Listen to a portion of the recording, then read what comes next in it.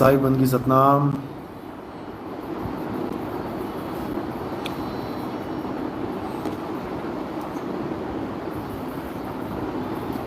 तो सभी भक्तों को, सभी भगत प्रेमियों को साहिब बंदगी सतनाम। परमात्मा की अपार कृपा से ये मूल ज्ञान का प्रचार प्रसार बहुत ही सुंदर तरह से, बहुत ही अच्छी तरह से फैलता ही जा रहा है। और सबसे ज़्यादा खुशी की बात ये है कि अब हमारे सत्संग सुन सुन के जितने भी धर्म गुरु बैठे हैं, बहुत से गुरुओं ने अब हमारी ही भाषा बोलनी शुरू कर दी है।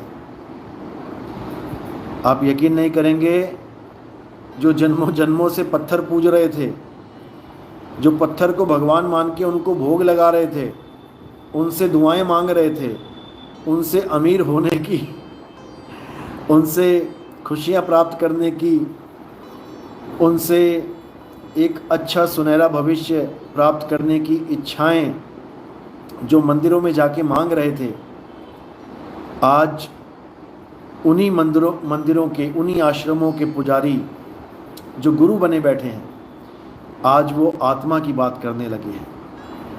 आज वो आत्मा आत्मा कर रहे हैं। आज वो नाशवान शरीर के और अविनाशी आत्मा के बारे में बात करने लगे हैं। तो इसमें भी हमारी ही जीत है, इसमें भी हमारा ही संदेश लोगों तक पहुंच रहा है। और धीरे धीरे लोग खुद ही समझते चले जाएंगे कि आखिर ये आत्मज्ञान की लहर आई है तो आई कहाँ से है। अगर ये बात चली है तो ये चली कहाँ से है। धीरे धीरे लोग अपने आप हम तक पहुंचना शुरू कर देंगे। तो इसमें भी हमारी ही जीत है, इसमें भी हमारी ही विजय है, सतनाम का ही डंका है इसमें भी। तो इसलिए बहुत बहुत आप लोगों को मुबारक हो कि अब हमारा देश कुछ ही सालों में विश्व गुरु बनने की राह पे चल पड़ेगा। अभी तक तो पत्थर पूज रहा था, अभी तक तो अंधविश्वास में उलझा पड़ा था, अभी तक तो धर्म जात पात ऊंच नीच में उलझा पड़ा था। अभी इसको हम विश्व गुरु नहीं कह सकते, धर्म गुरु नहीं कह सकते। अभी तक तो इसको खुद किसी गुरु की जरूरत है। अभी तक तो खुद भारत को किसी गुरु की जरूरत है, जो भारत में ही जो मुद्दे हैं धर्म के नाम पे, जात के नाम पे, इनको सॉल्व कर दे। अभी तो खुद इसे गुरु की जरूरत है। अभी कहाँ ये विश्व गुरु बनेगा। ये विश्व गुरु तब बनेगा जब इसके अपने मुद्दे ठीक हो जाएंगे, सुलझ जाएंगे और ये दूसरों को प्रकाशित करने के लिए निकल पड़ेगा। विश्व को एक मार्ग देगा, एक रास्ता बताएगा एक होने का, झगड़ों को दूर करके प्रेम से रहने का, अमन शांति चैन से रहने का। ये तब विश्व गुरु कहलाएगा। अभी इसको कोई विश्व गुरु मत कहने लग जाना कि कोई सोचने लग जाए कि भारत विश्व गुरु है। बिल्कुल नहीं है। इसके तो अपने इतने मसले हैं कि अभी छोटा सा झगड़ा हो जाए तो बड़े से बड़ा धर्म युद्ध बन जाता है। एक त्यौहार आता है और सबकी जान सूली पे टंगी होती है कि इस त्यौहार में कोई झगड़ा ना हो जाए धार्मिक लोगों का आपस में, धर्म के नाम पे। अभी इसको विश्व गुरु नहीं कह सकते। विश्व गुरु ये तब बनेगा जब इसके अपने झगड़े सब सॉल्व हो जाएंगे, सारे मामले सुलझ जाएंगे, हिंदू मुस्लिम सिख ईसाई सब एक रास्ते पे चल पड़ेंगे, एक मालिक एक परमात्मा एक वाहिगुरु की बंदगी करेंगे उस कुल के मालिक उस रब्बुल आलमीन को जानेंगे, जो सारे आलम का एक रब है, उसको जानेंगे और फिर उसी को मानेंगे, फिर दूसरा कोई नहीं आएगा। तब समझना कि हाँ, अब भारत दूसरे देशों को राह दिखाने वाला बन गया है। जिसकी अपनी राह नहीं पता अभी, कब किस राह में, कब किस गली में दंगे हो जाएं, वो दूसरे को क्या राह दिखाएगा। तो इसलिए मेरे भाइयों, आप चाहे हिंदू हैं, चाहे मुसलमान, चाहे सिख हैं, चाहे ईसाई, इससे कोई फ़र्क नहीं पड़ता। सबसे पहले आप ये जान लें कि आप भारतीय हैं। हमारे देश को आगे बढ़ाना है तो हम सबको ज़ोर लगाना है। ये किसी एक के कहने पे नहीं हो पाएगा कि कोई सोचे जी हिंदू धर्म वाले ही विश्व गुरु बना देंगे भारत को, नहीं हो पाएगा। कोई सोचे कि मुसलमान अकेले मिलके भारत को विश्व गुरु बना देंगे, नहीं हो पाएगा। कोई सोचे कि ईसाई बना देंगे या सिख बना देंगे, नहीं हो पाएगा। हम सबको एक होना है, हम सबको एक होके दिखाना है। जब हिंदू मुसलमान एक होने लग जाएंगे तो यकीन मानना मेरे भाइयों, पूरा विश्व हिल जाएगा, पूरा संसार हिल जाएगा और पूरा संसार ये देखेगा कि भारत में ऐसा क्या हो गया, भारत में ऐसा क्या हो गया कि हिंदू मुसलमान एक हो रहे हैं। भारत में ऐसा कौन सा दिव्य ज्ञान आ गया जो हिंदू मुसलमान एक हो रहे हैं। जब भारत में एक होने लग जाएंगे तो याद रखना पूरे विश्व में एक होने लग जाएंगे, क्योंकि भारत ही है जहां से सारी दुनिया को ज्ञान मिलता है। आप इतिहास भी उठा के देखोगे तो भारत ही है जहां से ईसा मसीह को भी ज्ञान हुआ, जहां से महात्मा बुद्ध ने पूरे विश्व में प्रचार किया, जहां पर आप देखोगे मोहम्मद बोध आप पढ़ोगे, अनुराग सागर कबीर सागर में आता है, वहां पर भी आपको संकेत मिल जाएंगे कि भारत ही है जहां से सबको ज्ञान मिलता है। आप थोड़ा सा भी विवेक विचार करेंगे तो सब समझ में आएगा। तो भारत को दोबारा से विश्व गुरु बनाना है तो सबको एक झंडे के नीचे आना ही पड़ेगा। और याद रखना, एक झंडे के नीचे हम तब आ पाएंगे जब हम अपने वैर विरोध को ख़त्म करेंगे, जब हम अपनी सारी जितनी भी हमारी आपसी मतभेद हैं इन सबको ख़त्म करेंगे। ये तब हो पाएगा, नहीं तो नहीं होगा। नहीं तो बातें ही हैं, जितना मर्जी कोई जोर लगा ले। तो हमें कैसे रहना है भारत देश में, हिंदुओं को, मुसलमानों को, सिख को, ईसाई को, सबसे पहले तो ये समझ लो कि ये देश हम सबका है। पहले तो ये चीज़ दिमाग से निकाल दो कि केवल हिंदुओं का है, या ये भारत देश केवल मुसलमानों का है, या केवल सिखों का है, या केवल ईसाइयों का है, या केवल नास्तिकों का है। पहले इस चीज़ को दिमाग से निकाल दो। ये भारत देश सबका है, जितना हिंदुओं का है उतना ही मुसलमानों का है, जितना मुसलमानों का है उतना ही सिखों का है, जितना सिखों का है उतना ही ईसाइयों का है, और जितना ईसाइयों का है उतना ही उसका है जो किसी को भी नहीं मानते, जो किसी धर्म में नहीं है, जो नास्तिक हैं, ये उसका भी है। समझ लो, ये किसी एक का नहीं है कि कोई कहे हमने इसको हिंदू राष्ट्र बनाना है। तुमने हिंदू राष्ट्र बनाना है तो बाकी कहाँ जाएंगे? या कोई कहे कि हमने इसको मुस्लिम राष्ट्र बना देना है, भैया मुस्लिम राष्ट्र बन गया तो बाकी कहाँ जाएंगे? या कोई कहे हमने खालिस्तान बना देना है, इसको सिखों का ही बना देना है, खालिस्तान बना दिया तो बाकी कहाँ जाएंगे? तो इसलिए इस देश को ऐसा बनाना है कि चारों भाई, चारों भी कहूँगा, पांचों भी कहूँगा, छठों भी कहूँगा, जितने भी भाई हैं, क्योंकि बुद्ध वाले भी कहेंगे हम तो बुद्धिस्ट देश बना देंगे इसको, जैन वाले कहेंगे हम जैनी देश बना देंगे। फिर तो बहुत बैठे हैं लाइन लगा के, एक देश है, एक अनार है, 100 बीमार हैं, कहाँ कहाँ झगड़े करोगे, कहाँ कहाँ मगजमारी करोगे। इसलिए इस देश को कैसा बनाना है?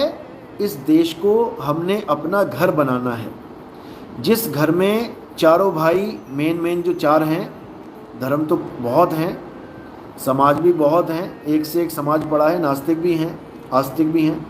तो हम सब भाई हैं, यानी हम सबको एक ही घर में रहना है।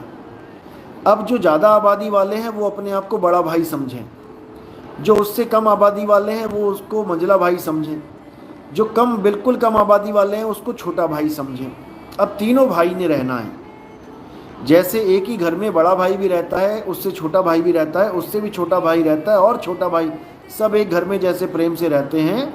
ऐसा नहीं कि सब प्रेम से ही रहते हैं, मतभेद भी होते हैं, भाई भाई का झगड़ा भी होता है।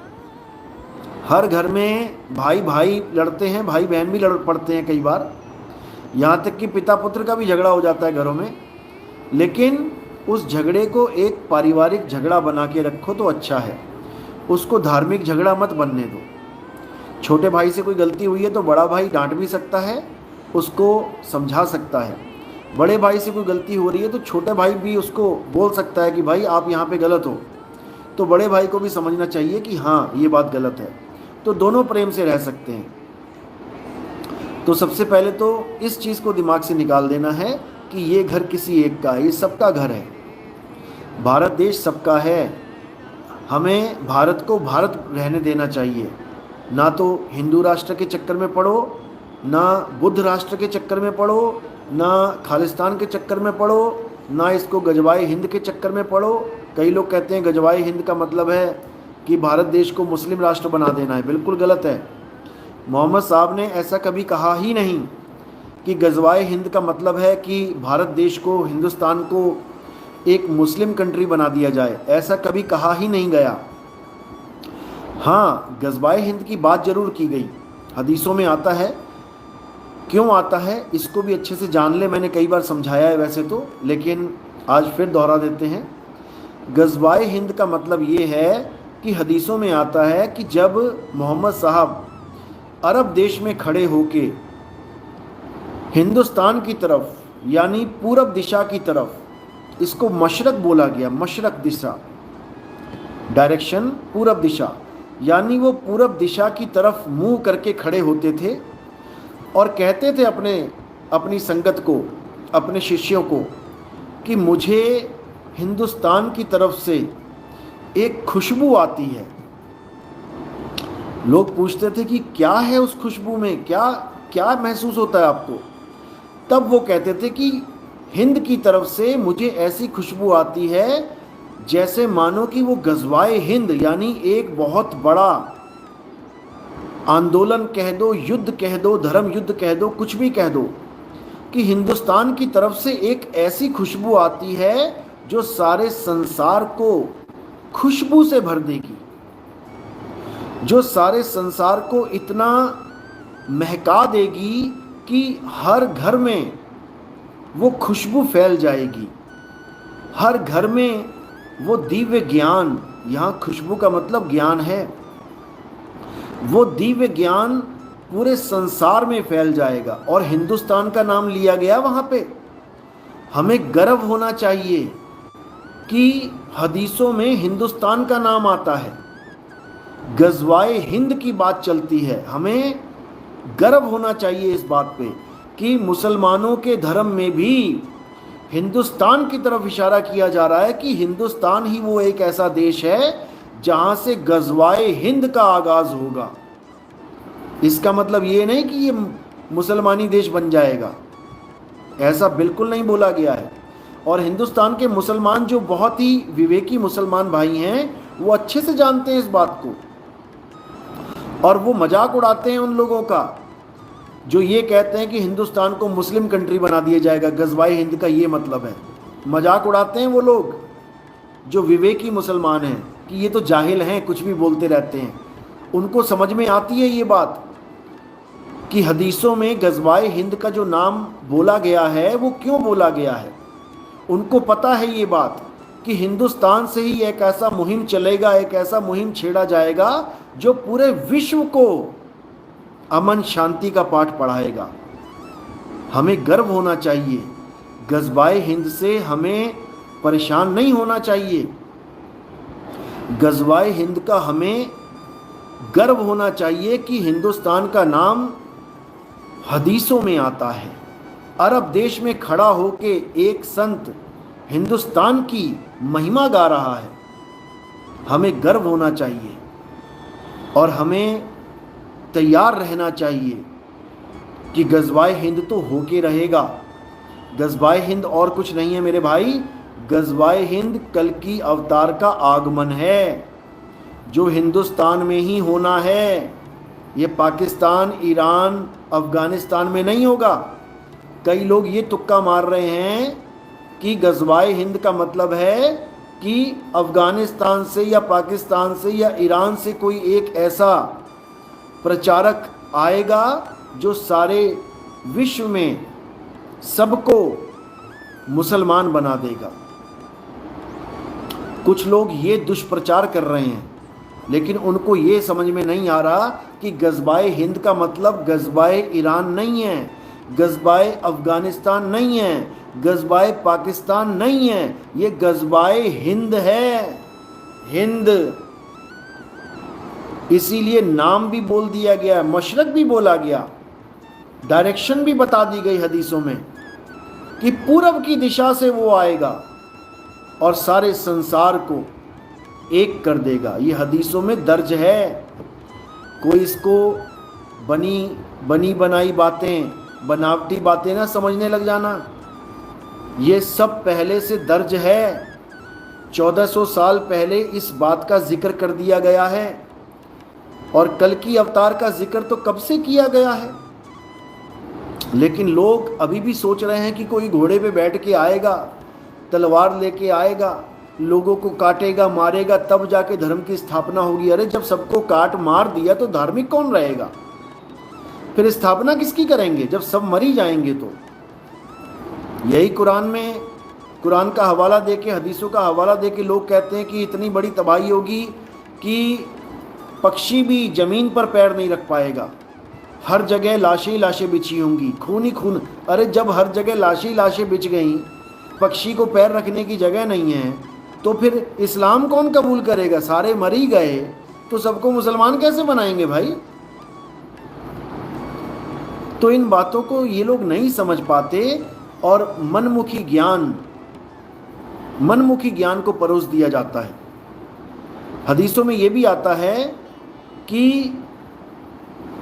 एक ऐसा समय आएगा जब सारी दुनिया को लेके इमाम मेहंदी, ईसा मसीह उस पहाड़ पे ले जाएंगे सारी दुनिया के लोगों को जहाँ पर मूसा अलैहिस्सलाम खुदा से बातें करते थे। अब खुद सोचो, इतनी बड़ी दुनिया में इतने लोग रहते हैं जो पूरी दुनिया में फैले हैं, और वो पहाड़ कितना होगा?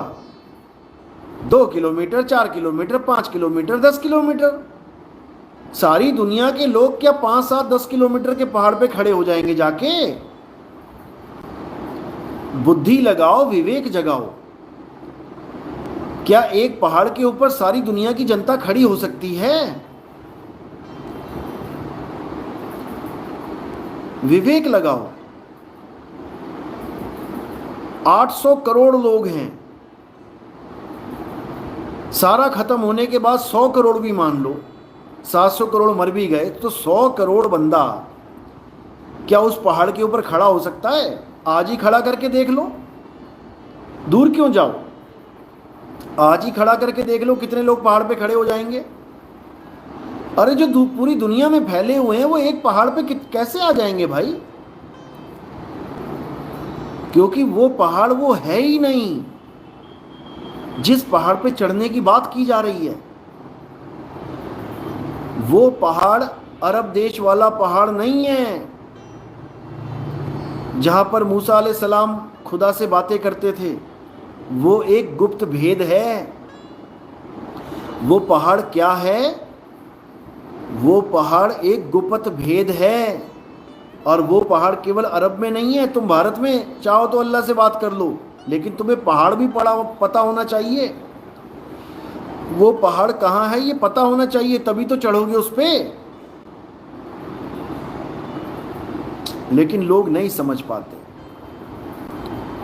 क्योंकि विवेक की कमी है। जब विवेकी गुरु मिल जाएगा तो सब समझ में आने लग जाएगा।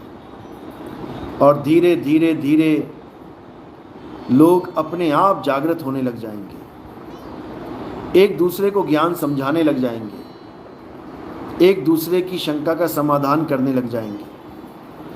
और धीरे धीरे धीरे हर इंसान, हर विवेकी इंसान उस पहाड़ की तरफ चढ़ना शुरू कर देगा जिस पहाड़ पे अल्लाह का वास है, जिस पहाड़ पे चढ़ के मूसा अलैहिस्सलाम को अल्लाह से बात करने का सौभाग्य प्राप्त हुआ। उसी पहाड़ पे चढ़ के आप भी खुदा से बात कर पाओगे, रूबरू हो पाओगे और खुदा के असली स्वरूप को जान पाओगे। तब सब मुसलमान हो जाएंगे। एक भी ऐसा नहीं रहेगा संसार में जो मुसलमान नहीं होगा। मुसलमान का मतलब ही नहीं पता लोगों को। मुसलमान का मतलब है जो मुसल्ले पे खड़ा होके ईमान को स्वीकार कर ले, वही मुसलमान है। अब ये मुसल्ला कहाँ बिछा है, पहले तुम्हें ये पता होना चाहिए। वो मखमली मुसल्ला जिस पे तुम खड़े होके अल्लाह की इबादत करोगे, पहले तुम्हें ये पता होना चाहिए। ये मुसल्ला फैक्ट्रियों में बनने वाला 200, 250, 500 का मुसल्ला नहीं है कि तुम खरीद लाए दुकान से। वो मुसल्ला खरीदने में नहीं आता। वो मुसल्ला परमात्मा का दिया हुआ है, पहले से ही है। और वो मुसल्ला वो मुसल्ला पहाड़ की चोटी पे पहले से ही बिछा रखा है खुदा ने। और मूसा ने इशारा कर भी दिया है कि आओ बेटा, पहाड़ की चोटी पे आओ, मुसल्ला बिछा हुआ है, उस पे चढ़ जाओ और वहां पर ईमान को धारण कर लो। और जैसे ही तुम ईमान को धारण करोगे मुसल्ले पे चढ़ के, तब तुम मुसलमान हो जाओगे। अब कई लोग ऐसे भी हैं जो मुसल्ला नहीं जानते, केवल ईमानदारी की पूंछ पकड़ के बैठे हैं। ऐसे भी मिलेंगे आपको।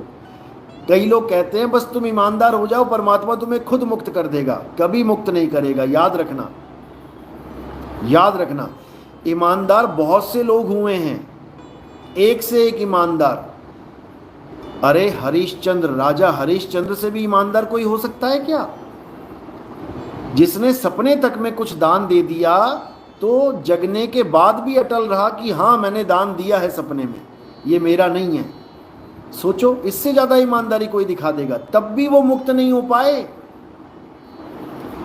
तब भी मुक्त नहीं हो पाए।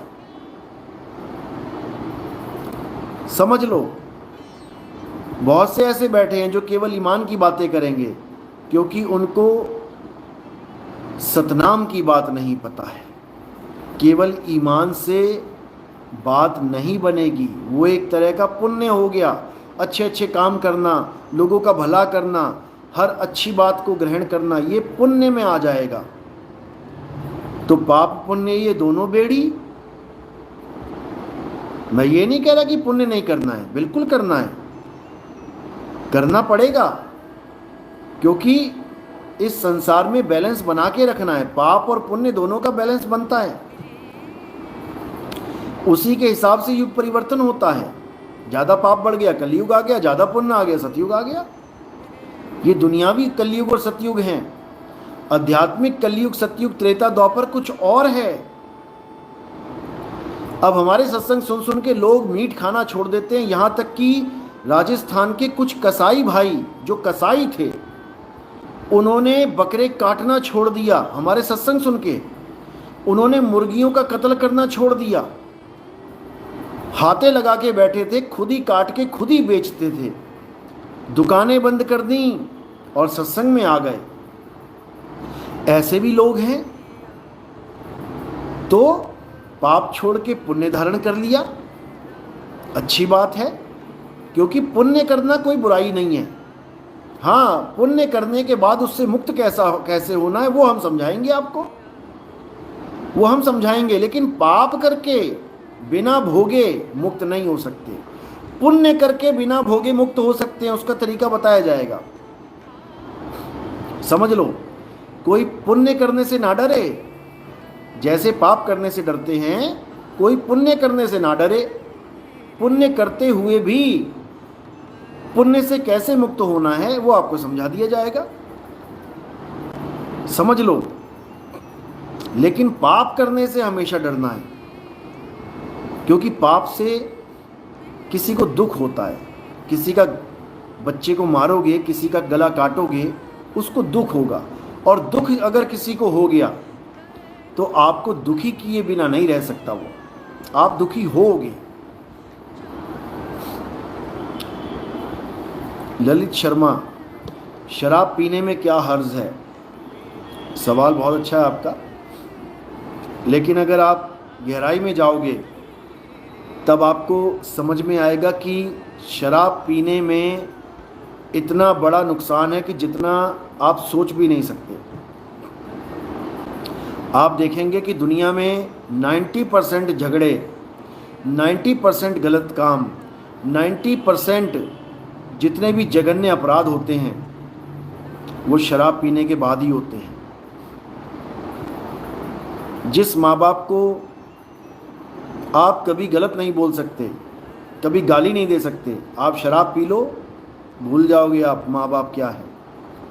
आप दुनिया भर की गालियाँ दे दो, कहो हाथ छोड़ दो, बाद में बहाने बनाते फिरो कि मैं नशे में था, मुझे पता नहीं लग गया, वो बात अलग है। लेकिन तुम नशे में अपनी माँ तक को झापड़ मार सकते हो, गलत बोल सकते हो, क्योंकि तुम्हें होश ही नहीं है क्या बोल रहे हो। अब कई लोग ऐसे भी हैं जो कहते हैं कि ऐसा कुछ नहीं होता कि नशे में हमें पता नहीं लगता, नशे में सब पता लगता है। नशे में कोई गोबर क्यों नहीं खा लेता? अगर नहीं पता लग रहा नशे में क्या हो रहा है क्या नहीं, तो जा गोबर खा के दिखा। तुम गोबर उसके मुंह में लगाओगे, मुंह हटाएगा पीछे को। कई लोग ऐसा भी कहते हैं। लेकिन उस नशे का भी एक लेवल होता है। जब तक होश है, नशे के बाद भी होश रहता है, ऐसी बात नहीं है कि नशे के बाद बेहोश ही हो जाओगे। जब तक नशे के बाद होश है और थोड़ा सा भी होश है, कोई तुम्हारे मुंह में गोबर लगाएगा तुम नहीं लगाने दोगे। इसका मतलब नशे में होते हुए भी तुम अभी होश में हो। और जब एक नशे का एक हद पार हो जाएगी, यानी अब तुम्हें नहीं पता कि वो गोबर है कि सलाद है कि वो सब्जी है, सरसों का साग है जब तुम्हें ये भूल जाए, ये होश ना रहे कि ये सलाद, ये साग है या गोबर है, तब समझ लो कि अब ओवरडोज हो गई है। ओवरडोज में कुछ भी खिला दोगे सब चलेगा। तो नशा, शराब का नशा कोई अच्छी बात नहीं है जिसमें आपका होश ख़त्म हो जाए, अच्छी बात नहीं है। बहुत से गुनाह हो जाते हैं शराब के नशे में। तो शराब का नशा नुकसानदायक है। ललित शर्मा, सुल्फा पीने में क्या हर्ज है? अब तुम सारे नशे गिनाते रहो। अरे भैया, पॉइंट टू पॉइंट बात कर लो कि नशा कोई भी अच्छा नहीं है। अगर सुल्फा पीने में कोई हर्ज नहीं है तो आप सुल्फा खरीद के लाओ, अपनी बीवी को, अपने बच्चों को, अपने माता, अपने पिता, अपने सारे खानदान को पिलाना शुरू कर दो। तुम्हें खुद समझ में आ जाएगा कि पीने में हर्ज है कि नहीं है मुझसे क्या पूछ रहे हो? अगर इसमें कोई हर्ज नहीं है तो तुम अपनी बहन को, अपनी बेटी को, अपनी बीवी को, अपनी माता जी को पिलाना शुरू कर दो, इसमें कोई हर्ज नहीं है। अगर तुम पिला पाओ तो समझ लेना कि कोई हर्ज नहीं है, और अगर नहीं पिला पाओ तो समझ जाना कि कोई हर्ज है। अब ये फालतू के सवाल दोबारा मत करना। चलो, सतनाम सतनाम सतनाम सतनाम।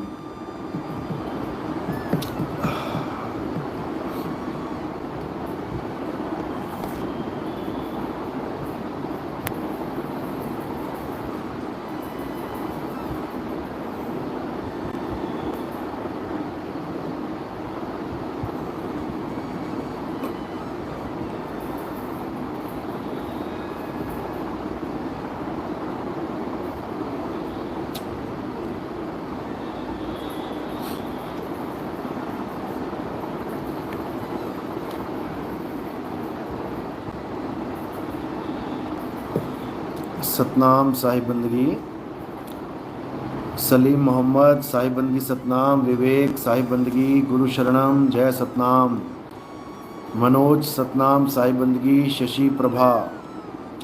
गुरुजी विपासना के बारे में कुछ बताइए। मैंने बहुत बार बताया विपासना के बारे में। देखो, कुछ नहीं से कुछ भला। विपासना कोई बुरी चीज़ नहीं है, लेकिन विपासना पूर्ण चीज़ नहीं है। जो चीज़ हमें चाहिए पूर्ण ज्ञान, वो विपासना में नहीं है। अरे विपासना के अच्छे अच्छे भगत जो कई कई बार विपासना का कोर्स कर चुके हैं, वो हमारे सत्संग सुन के समझ गए बात को कि विपासना हमें क्या बता रहा है और नितिन दास हमें क्या समझा रहा है। वो इस बात को समझ के विपासना को त्याग के आगे बढ़ गए। विपासना कोई बुरी चीज़ नहीं है। खाली हाथ से अच्छा है कि तुम्हारे पास 50 का नोट है, लेकिन तुम्हें 100 का नोट चाहिए, तो 50 के नोट से काम नहीं बनेगा। 100 रुपये की टिकट है, 99 रुपये से भी काम नहीं बनेगा। तुम मशीन से टिकट लेके दिखाओ 100 रुपये की, 99 रुपये डाल देना उसमें, वो मशीन फिर भी कहेगी 1 रुपया और डाल। समझ लो, वो 1 रुपये की कमी तुम्हें वहीं रोक के रखेगी, सफर नहीं करने देगी आगे। समझ लो, जब तक 100 रुपये पूरे नहीं हो गए तब तक तुम आगे बढ़ ही नहीं पाओगे। भले तुम्हारे पास 99 रुपये 99 पैसे हों, तब भी वो 0.01 आपको आगे बढ़ने नहीं देगा। 0.01 की कमी आपको आगे बढ़ने नहीं देगी। समझ लो।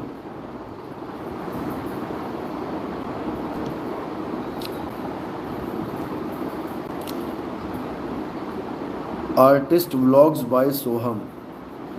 गुरुजी मकर तार के बारे में बताइए। मुझे पूछते 3 महीने हो गए। नहीं भाई, ऐसा कैसे। मकर तार के बारे में मैंने पहले भी कई बार बोला है। अगर आपने सत्संग सुने होंगे ध्यान से तो समझ में आ जाएगा। पहले तो ये समझ लो कि मकर तार का जिक्र केवल कबीर साहब की वाणियों में आपको मिलेगा, या फिर कबीर साहब से जुड़े हुए अन्य संतों की वाणियों में, जिन्होंने भी कबीर साहब से ज्ञान लिया है, उन संतों की वाणियों में आपको मकर तार का जिक्र आ जाएगा। अब मकर तार क्या होता है इसको समझ लो अच्छे से। कई मूर्खों ने मकर तार को शब्द बता दिया कि शब्द ही मकर तार है। अब ऐसे भोले जीवों को, भोले क्या शातिर लोगों को इतनी अकल नहीं है, इतनी समझ नहीं है कि मकर तार और शब्द ये दो कभी एक हो ही नहीं सकते। ये कभी एक हो ही नहीं सकते।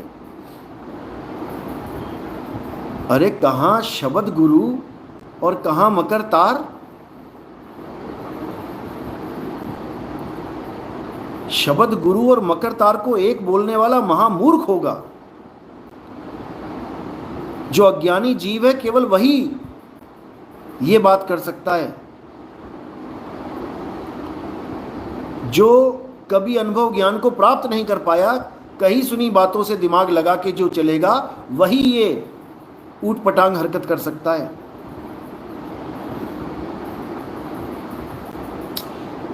मकर तार नाम में ही देखिए अर्थ छुपा है। मकर तार, तार का जिक्र आता है रस्सी के रूप में। रस्सी से जैसे किसी को खींचा जाए। और साहिब ने भी मकर तार का जिक्र किया है कि मकर तार पे चढ़ो संभार संभार, यानी चढ़ने की बात चल रही है। अब चढ़ रहा है अगर कोई तो कहीं ना कहीं पहुंचेगा।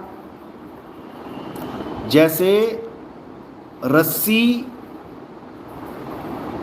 और पेड़ पेड़ की कोई डाल है जहाँ से रस्सी बंधी है, अब कोई रस्सी को डाल कहने लग जाए, उससे बड़ा मूर्ख कोई नहीं होगा। यानी रस्सी को पकड़ के आप चढ़ोगे तो आप डाल के ऊपर जाके बैठोगे। रस्सी अलग है, रस्सी एक माध्यम है, और जो डाल है वो मंजिल है। अब अगर कोई ये कह दे कि रस्सी ही मंजिल है, यानी रस्सी ही डाल है, तो उस बेवकूफ़ को कान पकड़ के समझाना चाहिए। ये गाजीपुर वाला है ना, यही बोलता है कि मकर तार ही शब्द है। इसके कान मरोड़ने वाला कोई मिल नहीं रहा है। अच्छे से मरोड़ के इसको अकल दे दे तो अच्छी बात है, क्योंकि गलत ज्ञान परोसना ये जघन्य अपराध है, और इस अपराध की जो सज़ा है वो 1,84,000 है। 84 में भटकना पड़ेगा इसको जाके। इसलिए कोई कान पकड़ के इसको ठीक कर दे तो वो पुण्य का हकदार होगा, भागी बन जाएगा। जो इसको समझा दे ये बात, वो पुण्य का हकदार हो जाएगा। इसका जीवन गर्क होने से, इसको 84 में जाने से बचाया जा सकता है अगर इसको ये बात कोई समझा दे। तो मेरी बात तो नहीं समझ में आएगी, हमारी तो नकल मार के उसमें भी अकल लगाता है। नकल मारने के बाद उसमें अपनी गंदी अकल लगा के ज्ञान को तोड़ मरोड़ने की कोशिश करता है। ये है हमारा ही कॉपी पेस्ट वाला बंदा, ये सारी हमारी नकल मारता है। पहले परमात्मा को साकार साकार करता था, आजकल ये शब्द शब्द कर रहा है परमात्मा को कि परमात्मा ही शब्द गुरु हैं। पहले आहार विहार करवाता था परमात्मा को कि परमात्मा तुम्हारे साथ आहार करेंगे, विहार भी करेंगे, कंपनी बाग में घूमेंगे परमात्मा तुम्हारे साथ। लेकिन अब क्योंकि हमारा विरोध करेगा तो हमारा ज्ञान भी सुनना पड़ेगा, और जब से ये हमारा ज्ञान सुन रहा है तब से इसकी इतनी तो दिमाग में पड़ गई है कि भाई परमात्मा ही शब्द गुरु है। लेकिन अभी इसको इतनी अकल नहीं आई कि शब्द गुरु आहार विहार नहीं करता है। अभी इसके दिमाग में ये चीज़ नहीं घुस रही है, क्योंकि ये पहले गलत बातें बोल चुका है। अब ये बदल नहीं सकता, बदलेगा तो पकड़ा जाएगा। चोर चुरावे तुंबड़ी गाडे पानी माही, वो गाडे वो ऊपर आवे, सच्चाई छाननी नहीं। ये चोर है, चोरी का ज्ञान बोल तो दिया इसने, लेकिन बदल नहीं सकता। आहार विहार पे अटल रहेगा। क्यों? अगर बदल गया तो 2-4 चेले जो पकड़े हैं वो भी जाते लगेंगे। जो 2-4 चेले इसके चक्कर में पड़े हैं वो भी छोड़ देंगे इसको कि गुरुजी आप तो कहते थे आत्मा आहार करती है, परमात्मा विहार करता है, अब आप कह रहे हो कि परमात्मा अचल है, वो चलता नहीं है। ये तो भाई गलत हो गया काम। तो वहां पर इसकी दुकान खत्म हो जाएगी। अब इसकी मजबूरी है कि ये अपनी उस अज्ञानता पे अटल रहेगा। ये मजबूरी बन गई है इसकी, और यही हमारे लिए प्लस पॉइंट है। यही प्लस पॉइंट है कि हम जीवों को जगा सकते हैं कि परमात्मा अचल है मेरे भाई, आत्मा तक अचल है। ये मूर्ख बना रहा है, वहां पे जीव निकल जाएंगे इसके जाल से। बिल्कुल सिंपल, क्योंकि परमात्मा ये खेल खिलवा ही देता है इन लोगों से, इनके मुंह से गलत ज्ञान निकलवा ही देता है, ताकि उसके बच्चों को इनकी जानकारी हो जाए कि ये अज्ञानी जीव हैं और परमात्मा के बच्चे इनके जाल से निकल जाएं। ये मालिक की मौज होती है, समझ लो, समझ लो। तो मकर तार क्या है? मकर तार एक माध्यम है शब्द गुरु तक पहुंचने का। जैसे चुंबक लोहे को उठाती है, या एक आदमी कुएं में से बाल्टी को उठाता है, तो बाल्टी को उठाने का माध्यम क्या बनता है? एक रस्सी, एक तार। उस तार के माध्यम से बाल्टी को उठाया जा रहा है, तो वो हो गया माध्यम। और जब बाल्टी ऊपर आ जाती है, अपने मूल तक पहुंच जाती है, बाल्टी को पकड़ के कुएं के बाहर रख दिया जाता है, अब वहां पर जो अवस्था बनती है वो शब्द गुरु की अवस्था बनती है, यानी वो बाल्टी अब नीचे नहीं जाएगी, उसको निकाल के आपने बाहर कर दिया। ये एक उदाहरण है। दुनियावी बाल्टी तो बार बार जाएगी अंदर, क्योंकि पानी निकालना है तुम्हें, लेकिन अध्यात्म में इसको उल्टा कुआं बोला गया है। ये सीधा कुआं दुनिया में मिलेगा जिसमें बार बार बाल्टी फेंक के पानी निकालोगे, और आध्यात्मिक मार्ग में कुआं उल्टा हो जाता है। समझ लो, पलटू साहब की वाणी है ना, उल्टा कुआं गगन में, जहां जहां, याद है किसी को वाणी? बोलो जरा।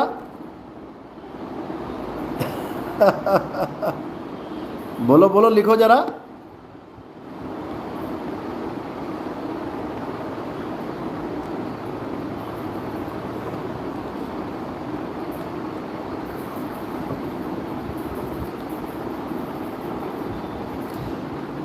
उल्टा कुआं गगन में, आगे।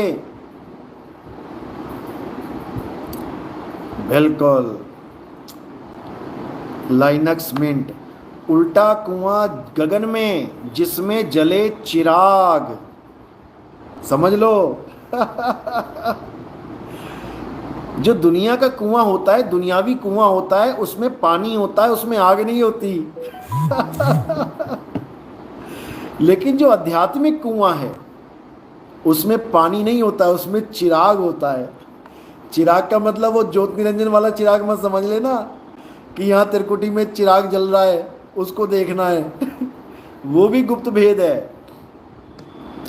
चिराग का मतलब होता है जहां प्रकाश हो जाए, यानी अज्ञानता खत्म हो जाए और तुम्हें ज्ञान हो जाए, वही चिराग है। जैसे मैं मलेशिया में गया था, तो मलेशिया में जो साईं बाबा का मंदिर था, जहाँ पे मैंने लाइव चलाया था, साईं बाबा के मंदिर में जो मेन प्रधान जी थे, जो वहाँ के ऑनर थे, पूरी मैनेजमेंट के, ट्रस्ट के जो ऑनर थे, जब उनके साथ बात चली तो यही बात चली। मैंने पूछा साईं बाबा के गुरु कौन है, क्योंकि साईं बाबा के गुरु का जिक्र आता ही नहीं है कहीं।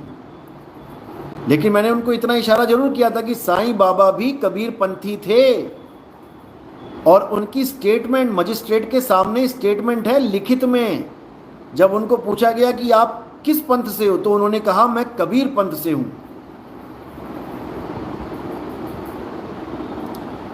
समझ लो, यानी बाबा ने मुहर लगा दी है कि मैं किस पंथ से हूं। पंथ का मतलब होता है रास्ता, यानी बाबा को किसने रास्ता बताया है? साईं बाबा को कबीर साहब ने रास्ता बताया है। सबका मालिक एक है, सबका मालिक एक है, लेकिन वो कभी ये नहीं बोले कि सबका मालिक एक वो कौन है। सबका मालिक एक है तो वो बोलते रहे, लेकिन वो मालिक कौन है ये बताने का उनको आदेश नहीं था। किसी संत को आदेश नहीं था, वरना सारे संत बता देते कि सबका मालिक कौन है। लेकिन ये ज्ञान गुप्त रखने के लिए बोला गया। धर्मदास मेरी लाख दुहाई, मूल ज्ञान बाहर ना जाई। समझ लो, समझ लो।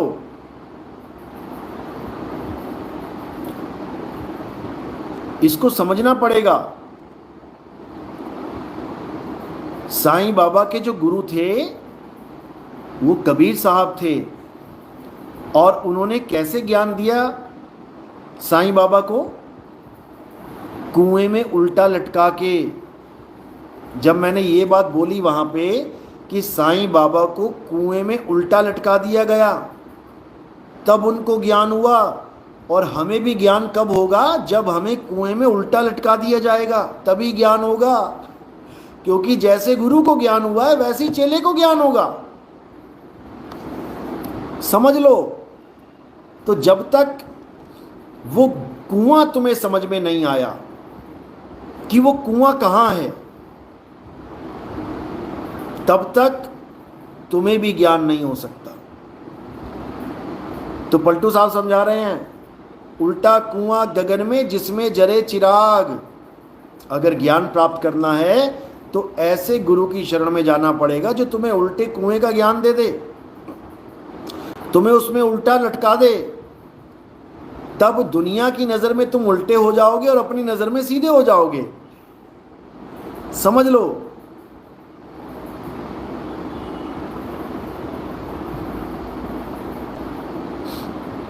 G7 साईं बाबा के गुरुजी का आज पता चला मुझे 26 की एज में। ओ मेरे राम, शुक्र करो कि 26 की एज में पता लग गया। जो साईं बाबा के 100 साल से भक्ति कर रहे हैं उनको नहीं पता कि साईं बाबा का गुरु कौन है। और ये उल्टा कुआं वाला जो खेल है, ये साईं बाबा जी के ग्रंथ में बाकायदा चित्र बना रखा है। जब आप साईं बाबा का ग्रंथ पढ़ेंगे, साईं जीवन चरित्र जब ये पढ़ेंगे, उसमें कुएं का चित्र बना रखा है और साईं बाबा को उल्टा लटका रखा है उसमें। समझ लो, ये उल्टा लटकने का मतलब ही है मकर तार की डोर पे चढ़ना। समझ लो, उल्टा लटकाया जाता है रस्सी से। समझ लो, अब तुमने उसी में उलट जाना है। तो जैसी तुम उल्टोगे, उलट समानी आप में प्रगटी ज्योत अनंत, और साहिब सेवक एक संग खेले सदा बसंत। समझ लो।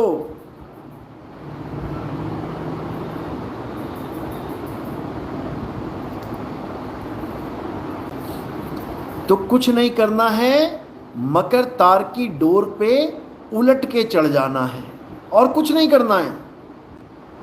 ये सारे भेद खोलने के लिए ही मैं आया हूं, लेकिन समझना तो तुम्हें पड़ेगा ना कि मैं भेद खोलता रहूं, तुम समझ समझ के कहीं और भागते रहो। क्योंकि इंसान टिकता नहीं है। ये जो मन है ना, ये टिकता नहीं है। ये सत्य के पास आकर भी नहीं टिकता है, क्योंकि मन है, मन का काम ही दौड़ना है। इस ज्ञान को सुन के टिकता वही है जिसका मन टिक जाए, यानी जो अपने मन को रोक ले, जो मन की लगाम को कस के खींच ले, वही इस ज्ञान में टिक सकता है। नहीं तो कई धुरंधर आए, कई चले गए। समझ लो, क्योंकि वो जो चीज लेने आए यहां पर, मान बढ़ाई, प्रतिष्ठा, पैसा, दुनिया भर की इच्छाएं, काया को ठीक करना, और दुनिया भर के ताम झाम लोग लेके आते हैं, अरदासें लेके आते हैं, मंदिरों में जाते हैं, गुरुओं के पास जाते हैं, वही यहाँ पर भी आ जाते हैं कई लेने। तो वो लोग नहीं टिक पाते। समझ लो, जो माया के वशीभूत होके यहाँ आते हैं कि ठीक है ज्ञान भी अच्छा है, कुछ माया भी मिल जाए, टारगेट उनका माया होती है, वो यहाँ नहीं टिक पाते। आते हैं, नाम दीक्षा लेते हैं, चले जाते हैं। ऐसे कई लोग हैं जिन्होंने हमसे दीक्षा ली, प्रथम दीक्षा ले ली, ज्ञान को सुना समझा, उसके बाद दुनियावी इच्छाओं के कारण किसी और बाबा जी के पास बैठे हुए जाके। ये एक बाबा नहीं, ये कईयों के पास बैठेंगे जाके, क्योंकि जो पक्का खड़ा होगा वही टिकेगा यहाँ पे, याद रखना। और कबीर साहब के समय में 64 लाख में से 2 बचे थे, तो नितिन दास के समय में सोचो कितने बचेंगे। इसमें कोई बड़ी बात नहीं है जो इस ज्ञान को छोड़ के कुछ और लेने चला जाता है। अरे भाई, जिसको मुक्ति नहीं चाहिए वो कुछ और लेना चाहता है, चला गया तो चला गया, उसमें क्या बड़ी बात है, हमें उसका कोई दुख नहीं है। दिलीप पटेल, गुरुजी सिलवासा में अपना बंदा आपसे दीक्षा ली है, लेकिन वो साइंस जर्नी सुन रहा है, बुद्धा का नॉलेज देता है। कोई बात नहीं, देखो मैं क्या बोल रहा हूँ, किसी भी ज्ञान को सुनने में कोई हर्ज नहीं होता। हमें ज्ञान सुनना चाहिए। अगर हम मना कर देते हैं किसी का ज्ञान सुनने में मना नहीं करता नितिन दास, याद रखना। हाँ, कोई बकवादी बकवाद कर रहा है, गालियां बक रहा है, दुर्गंध आ रही है जिसके मुंह से, उसके मुंह कभी मत लगो, उसकी बातें कभी मत सुनो। तुम्हें एक बार पता लग गया कि ये गालीबाज है, ये बकवास है, ये बकबक करता है, तुम दोबारा उसकी वीडियो मत खोलो, क्योंकि वही दुर्गंध दोबारा आएगी। एक बार शटर खुला और बास आ गई तो याद रखना वो बास दोबारा फिर आएगी। इसलिए ऐसे लोगों का सत्संग, सत्संग नहीं बकसंग कभी नहीं सुनना चाहिए। कोई वीडियो डालता है उसको खोलो ही मत, खोलने से उसका व्यू बढ़ जाएगा। जब उसको व्यू बढ़ेगा तो उसको और मन में उछाल आएगा कि लोग तो मेरी बात सुन रहे हैं, भले लोग गालियां दे रहे हैं उसको इससे परवाह नहीं है। उसको लगता है कि 200 लोगों ने सुन लिया, वाह 200 लोगों ने सुन लिया यानी मेरी वाह वाह होगी, भले लोगों ने उसको गालियां दी दुनिया भर की, वो उस चीज़ को नहीं समझता। इसलिए कहीं ना कहीं आप दोषी होते हो ऐसे लोगों को बढ़ावा देने के लिए। इसलिए जो कोई भी गंद बकता है, गालियां देता है, उसकी ऑडियो सुनना ही नहीं है। वहां मैं मना करता हूं, क्योंकि उसको सुन के तुम्हारा मन खराब होगा। अरे बदबू सूंघोगे तो मन खराब ही होगा ना, अच्छा तो नहीं होगा। कोई अच्छी बात बता रहा है, कोई सुगंध फैला रहा है तो तुम सूंघो भी, समझ में आता है। अब किसी ने बकवास करनी है, गालियां बकनी है, तो तुम क्यों सुन रहे हो उसको? उनकी वीडियो ऑडियो खोलना ही नहीं है। जब वो देखेगा अरे 2 हफ्ते हो गए डाले हुए, 150 से ऊपर किसी ने नहीं सुना, अरे 4 हफ्ते हो गए डाले हुए, 200 से ऊपर किसी ने नहीं सुना, वो खुद ही अपने आप बकवास करना बंद कर देगा। जब कोई सुनेगा ही नहीं उसे, वो क्या बोलेगा अकेला कमरे में? समझ लो, वो क्या बोलेगा कमरे में अकेला? पागल कुत्ते ने काटा है क्या उसको? तुम्हारी वजह से बोल रहा है वो सब बकवाद, क्योंकि तुम सुन रहे हो। तुम बिल्कुल कसम खा लो कि परमात्मा की सौगंध है, मैं इसकी ऑडियो सुनूंगा ही नहीं। 4 दिन में शांत हो जाएंगे सब, समझ लो। इसलिए YouTube पे कोई भी गालीबाज है उसको नहीं सुनना है। YouTube पे कोई भी ज्ञान प्रचार करता है उसको जरूर सुन लो। उसको सुनोगे तो तुम्हें समझ में आएगा कि ये कितने पानी में है। इसका मतलब ये नहीं कि तुम उसको सुनो और सोचो कि वही सत्य बोल रहा है, बिल्कुल नहीं। आज के टाइम में लोग ये पूछते हैं मुझसे कि गुरुजी इतने गुरु हो गए, YouTube चैनल पे इतने गुरु हो गए, किसकी सत्य माने? बहुत बड़ा सवाल है ये। इसका तुम्हें जवाब मैं सीधे से बता देता हूँ, एक ही लाइन में समझ में आ जाएगा तुम्हें। कोई भी ज्ञानी बना बैठा है YouTube पे, हजारों बैठे हुए हैं, कहो तुम बैठ जाओ कल को, तुम्हें भी सुनने लग जाएंगे लोग, लेकिन इससे कल्याण नहीं होगा। तो क्या करना है, एक ही लाइन में सुन लो। जितने भी गुरु घंटाल बैठे हुए हैं, जितने भी ये बैठे हुए हैं ज्ञान परोसने के लिए, इससे तुमने केवल एक सवाल पूछना है। क्या सवाल पूछना है? पहली बात तो ये कमेंट बॉक्स ही बंद कर देते हैं, तुम्हें पूछने ही नहीं देते। सबसे पहले तो ये समझ लो कि जिसने कमेंट बॉक्स ऑफ कर रखा है उसको तो पहले किनारे कर दो, क्योंकि वो तुम्हारे सवालों का जवाब देने के लायक ही नहीं है। वो तुम्हारे सवाल का जवाब देने के काबिल ही नहीं है, उसके बस की बात नहीं है। पहले तो उसको ही किनारे कर दो। और जिन्होंने खोल रखा है वहाँ पर पूछो कि आपका गुरु कौन है। कोई लाइव में आता है तो उससे पूछो कि आपका गुरु कौन है। जैसे ही उसके मुंह से निकले कि मेरा कोई गुरु नहीं है, मैं अपने आप ही ज्ञान प्राप्त हो गया मुझे, उसको उसी वक्त रिजेक्ट मार दो। समझ लो, उसको उसी वक्त रिजेक्ट मार दो। ये सतगुरु नहीं है। ये कौन है? ये लोगों का ज्ञान सुन सुन के आज नया आ गया मार्केट में, कल को इसका भी कोई ज्ञान सुन के और नया आ जाएगा मार्केट में। ये सब मार्केट के गुरु घंटाल हैं, ये सब यूट्यूबर हैं, ये सतगुरु नहीं हैं, ये यूट्यूबर हैं। तुम बन जाओ यूट्यूबर। हमारा सत्संग सुन सुन के हमारे भगत चाहें तो सारे यूट्यूब पे आ जाएं और ऐसा ज्ञान दे दें कि सबकी हालत खराब हो जाए। ऐसा भी हो सकता है, तो सारे सतगुरु थोड़ी नहीं बन जाएंगे। इसी प्रकार कोई यूट्यूब पे आ जाता है तो इसका मतलब ये मत समझो कि वो सतगुरु बन गया। अरे ये सब सुन सुन के आए हैं, इन्हीं को थूक चट्टू कहता हूं मैं। थूक चाट चाट के आए हैं लोगों का ये, और उसके बाद क्या कहते हैं, हमें तो खुद से ज्ञान हो गया। और उदाहरण क्या देते हैं, जैसे मैं सत्संग में बताया, मैंने कई बार नाम दीक्षा वाले सत्संग में आप देखोगे मैंने बताया है कि जो शब्द गुरु है वो सबका गुरु है, वो सबको ज्ञान देता है। जैसे गाय का बछड़ा पैदा होते ही अपने आप गाय के थन तक पहुंच जाता है दूध पीने के लिए, तो उसको किसने ज्ञान दिया कि थन कहाँ है? अब ये ज्ञान मैंने जब से सुनाया है तब से इन लोगों को एक मुद्दा मिल गया कि हाँ हाँ बात तो सही है, यानी ज्ञान खुद से हो जाता है। तो इन लोगों ने ये पकड़ लिया कि जैसे ज्ञान गाय के बछड़े को खुद से हो गया दूध कहाँ है, ऐसे ही मुझे भी हो गया कि परमात्मा कहाँ है। अरे निकम्मो, अरे निकम्मो, सुन लो, समझ लो बात।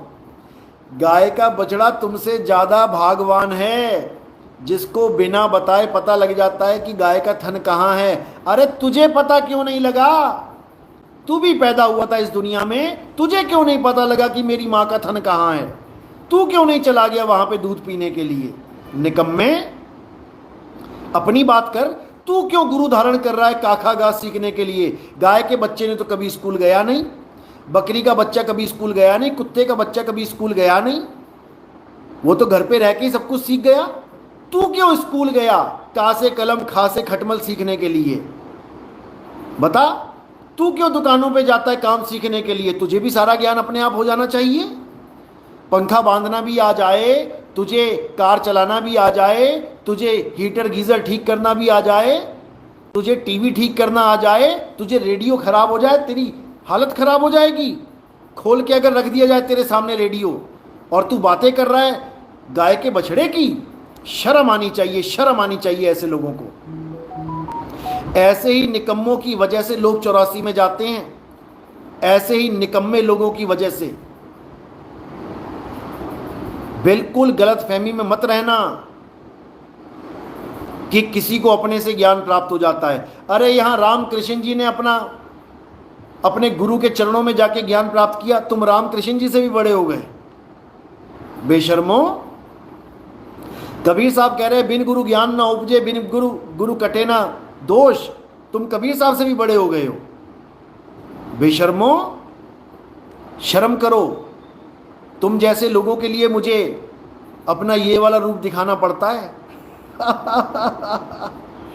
तुम जैसे लोग लातों के भूत हैं, बातों से नहीं मानते। तुम जैसों को ठीक करना पड़ता है, इसलिए नितिन दास को डंडा उठाना पड़ता है, लठ उठाना पड़ता है तुम जैसे निकम्मों को ठीक करने के लिए। बेशरम कहीं के, हमसे ही ज्ञान समझ के, हमारा ही ज्ञान सुन सुन के आज हमें कहते हैं कि हमें तो गाय के बछड़े की तरह ज्ञान हो गया। अरे निकम्मे, लैट्रिन करने के बाद पिछवाड़ा धोने का भी ज्ञान नहीं था, वो भी माँ धोती है, बाप धोता है। तुम परमात्मा को पाने की बात कर रहे हो कि बिना गुरु के ज्ञान हो गया, और एक वो नर्मदा हर कर रहा है, मेंढक बनेगा नर्मदा में जाके। वो कह रहा है मुझे ऐसा कोई गुरु ही नहीं मिला जो मुझे चाहिए था मुझे दे देता, तो मैंने सारे गुरु छोड़ दिए, अच्छी बातें छोड़ दिए। फिर क्या किया? कहता मैं इतने ज्योतिर्लिंग घूम गया, इतनी शक्तिपीठ घूमने चला गया, फ्री का लंगर पाड़ने चला गया, फ्री का भोजन खाने के लिए दौड़ गया वहां पे। अरे निकम्मो, अगर शक्तिपीठ में जाके ज्ञान होता है, अगर मंदिरों में जाके ज्ञान होता है, तो तू क्यों सत्संग कर रहा है? तू लोगों को क्यों बता रहा है? तू क्यों गुरु बना बैठा है? गुरु घंटाल, लोगों को कहे कि तुम भी जाओ, जो मैंने किया वो तुम भी करो। जाओ शक्तिपीठ में जाओ, जाओ सारे ज्योतिर्लिंग जाओ, जाओ पहाड़ पे चढ़ जाओ, एवरेस्ट पे चढ़ जाओ, सारे हिमालय के दर्शन करके आओ। तू क्यों ज्ञान सुना रहा है लोगों को? इतने लोग शातिर बने बैठे हैं, इन लोगों को एक ही बार में रिजेक्ट करना है, बस ये पूछ के कि तुम्हारा कोई गुरु है कि नहीं है जिससे तुम्हें ज्ञान प्राप्त हुआ है। वहीं पर इन थूक चट्टुओं को, क्योंकि थूक चाटते हैं ये लोग लोगों का, यूट्यूब पे जितना भी बोला जा रहा है वही सुन सुन के गुरु बन के बैठे हुए हैं। इतना बुरा हाल है इन लोगों का, इतना बुरा हाल है। लेकिन बेशर्मों को शर्म नहीं है। गुरु चरणामृत की महिमा को नहीं जानता ये निकम्मा। कहता है तुझे पैर धो धो के पिला रहे हैं। अरे कृष्ण जी ने पैर धो के पिए सुदामा के, तू उसको भी कह दे पाखंडी है? इतना बेशर्म इंसान मैंने कभी जीवन में नहीं देखा, क्योंकि निगुरा है, निगुरा। निगुरा इंसान कभी गुरु चरणामृत की महिमा जान ही नहीं सकता। ये लिख के ले लो। अरे नानक साहब ने बोला, गुरु के दर्शन वेख वेख जीवा, गुरु के चरण तोए तोए पीवा। उनको भी पाखंडी मत बोल दिए, पता लग जाएगा तुझे, आ जाएंगे खालिस्तानी तेरे साथ, तेरे सामने। इतना बेवकूफ इंसान मैंने जीवन में नहीं देखा। जो खुद निगुरा है वो दूसरों का गुरु बनने चला है। फटे कपड़े पहनता था, भिखारियों वाला हाल था, भीख मांग मांग के कमा रहा था। आज 4 पैसे आने लग गए तो लोगों को लालच दे रहा है कि आओ यहां आओ, मुफ्त भोजन दिया जाएगा। अपने फटे कपड़े पहनने का पैसा नहीं है इसके पास, और दूसरों को लालच दे रहा है कि मुफ्त भोजन मिलेगा यहां पे। अरे भिखारियों की भीड़ लग जाएगी, मूर्ख इंसान।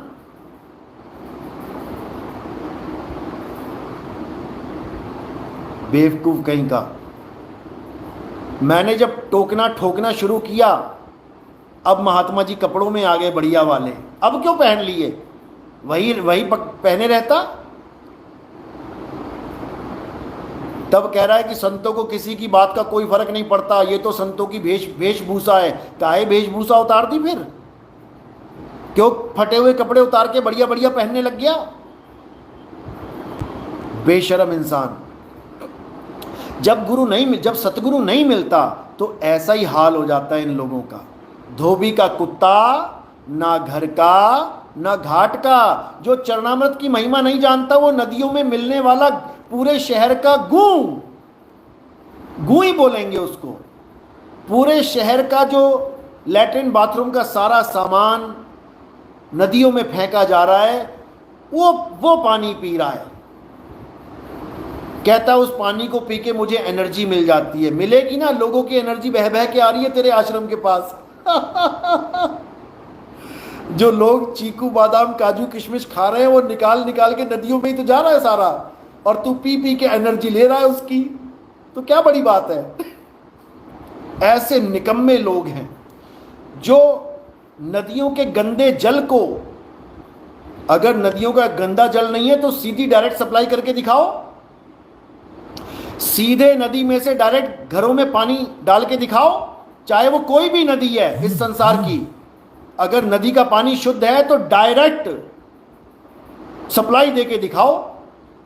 क्यों उसको साफ कर रहे हो? वो तो शुद्ध है, वो तो बहुत महान है। तो डायरेक्ट सप्लाई दो ना सब घरों में, तब जाने की शुद्ध है कि महान है। अरे उस पानी को 10 बार फिल्टर करते हो तब जाके वो सप्लाई करते हो। तुम्हें पता है ये पानी अगर लगातार लोग ने पी लिया बीमार पड़ जाएंगे। यमुना का पानी ऐसा हाल है कि तुमने 1 गिलास पी लिया, तुम्हें बचाने वाला कोई नहीं मिलेगा। इतनी दूषित हो चुकी है दिल्ली में, दुनिया भर का झाग बन चुका है उस पानी के ऊपर। और तुम कहो नहीं ये तो हमारी माता है, यमुनोत्री है। अरे यमुनोत्री वहां है जहां से निकल रही है, वो पानी शुद्ध है। दिल्ली में आके यमुनोत्री नहीं रही, वो दिल्ली में आके एक बहुत ही गंदा नाले का रूप ले चुकी है वो। समझो। और इन लोगों ने वो गटर का पानी पी पी के और लोगों को पिला पिला के एनर्जी प्रोवाइडर बने हुए हैं ये लोग। तो भाई गुरु चरणामृत की महिमा वो नहीं जानते जो निगुरे होते हैं। कबीर साहब कहते हैं, कबीर निगुरा ना मिले और पापी मिले 1000। समझ लो, 1000 पापी मिल जाए, 1000 पाप करने वाला मिल जाए फिर भी ठीक है। निगुरे को गुरु मत बना लेना। कबीर निगुरे के सिर पे 1,00,000 पापी का भार, 1,00,000 पापों का भार होता है निगुरे के सिर पे। क्योंकि उसको कोई गुरु मिला ही नहीं, वो मुक्त हो ही नहीं सकता। जितने पाप किए हैं इस जन्म के, पिछले जन्म के, वो सब के सब पाप इसके भी सिर पे आएंगे और इसके चेलों के सिर पे भी आएंगे।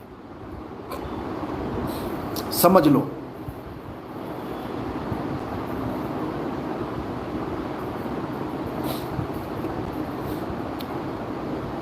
तो भाई चरणामृत की महिमा वही जानते हैं जो गुरु धारण करते हैं, वही समझ सकते हैं चरणामृत को।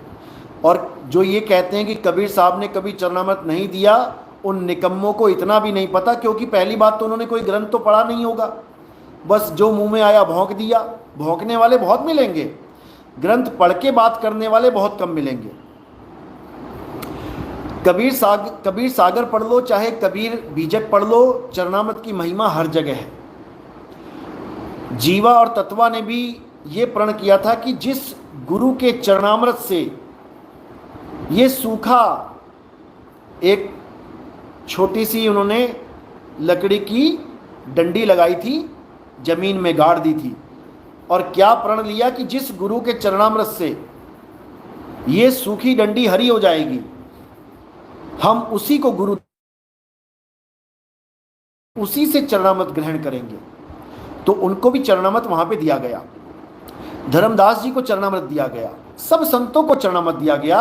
और वही चरणामृत की प्रथा आज भी कबीर पंथियों में भी चल रही है। और बहुत से जो कृष्ण जी, राम जी या किसी अन्य सत्संग को कोई कर रहे हैं, वो भी चरणामृत की महिमा जानते हैं, क्योंकि वो एक गुरु और शिष्य का मिलन है, वो मर्यादा है। वो चरणामृत एक मर्यादा है। बिना चरणामृत के साहिब तो यहां तक बोल दिए कि चरणामृत को केवल पानी मत समझ लेना, वो चरण अमृत है, उससे तुम्हारे मन का नाश होगा। तुम किसी का चरणामृत ग्रहण नहीं कर सकते। अपने माँ बाप का भी चरणामृत नहीं लिया होगा आज तक आपने, जिन्होंने तुम्हें जीवन दान दिया है, उसका भी चरणामृत आपने आज तक नहीं लिया होगा। मैं गारंटी के साथ कह रहा हूं, कभी आपने अपने पिताजी या अपने माताजी के चरण धोके कभी उसको ग्रहण नहीं किया होगा, गारंटी के साथ कह रहा हूं मैं।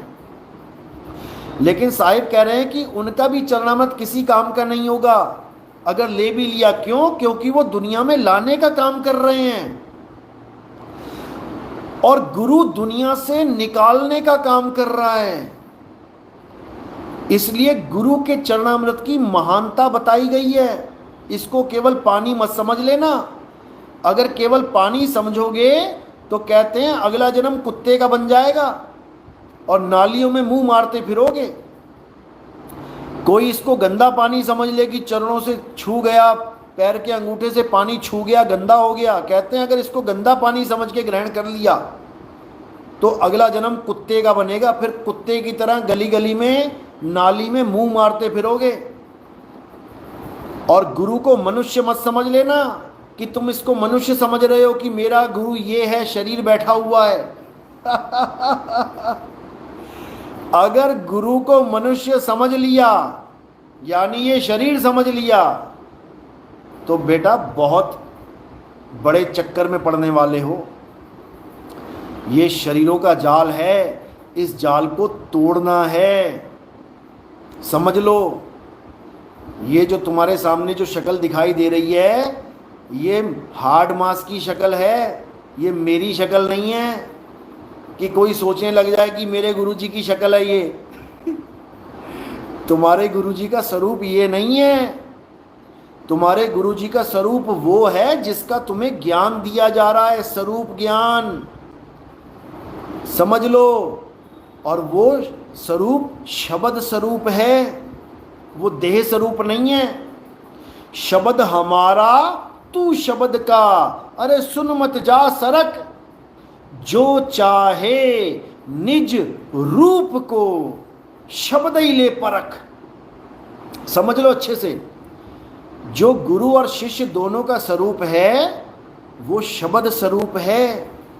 ना गुरु शरीर है, ना चेला शरीर है। अच्छे से समझ लेना इसको। और जो इस बात को नहीं समझ पाया वो वापस आने की तैयारी कर लेना। इतना समझ लो, वापस आने की तैयारी कर लेना। आना पड़ेगा, क्योंकि जब तक तुम खुद को या अपने गुरु को शरीर मान के बैठे हो, तुम्हें आना पड़ेगा। इसलिए साहिब ने कहा, शब्द गुरु सुरत धुन चेला, मिले परस्पर भया अकेला।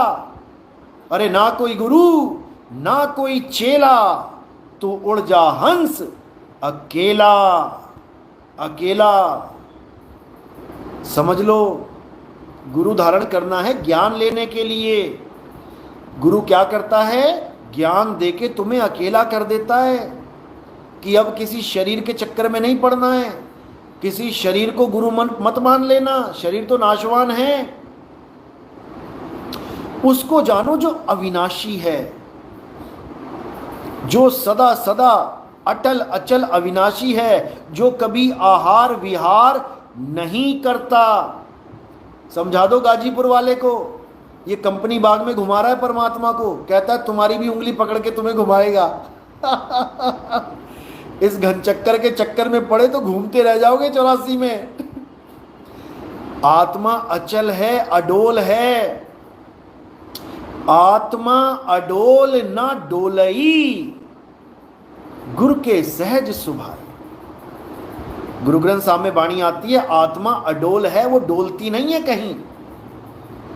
और ये निकम्मे आत्मा को भी विहार करवा रहे हैं, परमात्मा को भी विहार करवा रहे हैं। इनकी हालत खराब होने वाली है। तो भाई समझो बात को।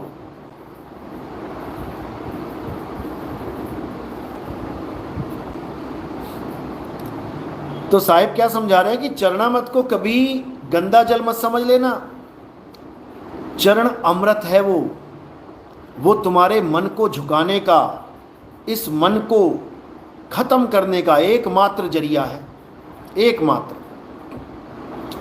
तो साहिब कह रहे हैं गुरु को मानुष जानते, चरणामृत को पान, और ते नरक को जाएंगे, जन्म जन्म होए स्वान। कहते वो नरक को जाएंगे, कुत्ते बनेंगे जो चरणामृत की महिमा नहीं जानते। इंसान जन्म में चरणामृत नहीं लेते गंदा जल समझ के, और उसके बाद कुत्ता बन के सारी उम्र गंदा जल पीते हैं, नालियों में मुंह मारते हैं, गटर का पानी पीते हैं। तो भाई इंसान जन्म मिला है तो गुरु चरणामृत की महिमा को जानो, गुरु ज्ञान को जानो। और इन यूट्यूबर बाबा को, इन यूट्यूबर गुरु घंटालों को किनारे करो। ये सब लोगों का सुना सुनाया ज्ञान परोस रहे हैं, इनका अपना अनुभव ज्ञान कुछ नहीं है।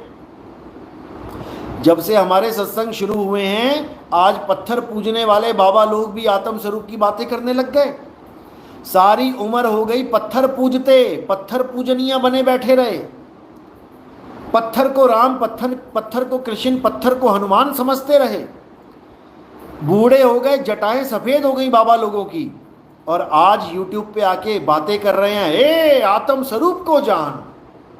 तुमने जान लिया क्या? अगर तुमने आत्म स्वरूप को जान लिया होता तो तुम क्या पत्थर पूज रहे होते? आज हमारा सत्संग सुन सुन के चोरी करते हैं माल। ये माल चोर बने बैठे हैं, ये ज्ञान चोर बने बैठे हैं। लेकिन इनको ये नहीं पता आने वाले समय में इनका जीना दूभर हो जाएगा। क्यों? क्योंकि जनता इनसे जवाब मांगेगी कि बाबा हमें ये बता दो कि आत्म स्वरूप प्राप्त होने के बाद और आत्म स्वरूप ना होने के समय इन दोनों में भेद क्या है। एक आदमी को आत्म स्वरूप नहीं है, वो भी राधे राधे जप रहा है, वो भी पत्थर पूज रहा है, और एक आदमी को आत्म स्वरूप प्राप्त हो जाए तो वो क्या करेगा ऐसा कि पता लग जाए कि उसको आत्म स्वरूप प्राप्त हो गया। उन दोनों में भेद क्या है, अंतर क्या है? जुबान बंद हो जाएगी इनकी, क्योंकि ना तो इनका राधे राधे छूटा और ना ही इनकी पत्थर पूजा छूटी। ये बात कर रहे हैं आत्मज्ञान की, ये बात कर रहे हैं स्वरूप सिद्ध होने की। इनको सपने में भी नहीं पता लग सकता कि स्वरूप सिद्ध व्यक्ति का ज्ञान क्या होता है, स्वरूप सिद्ध व्यक्ति पूजा कैसे करता है, स्वरूप सिद्ध व्यक्ति अपने आप को किस स्वरूप में जानता है। ये कभी सपने में भी नहीं सोच सकते। समझ लो।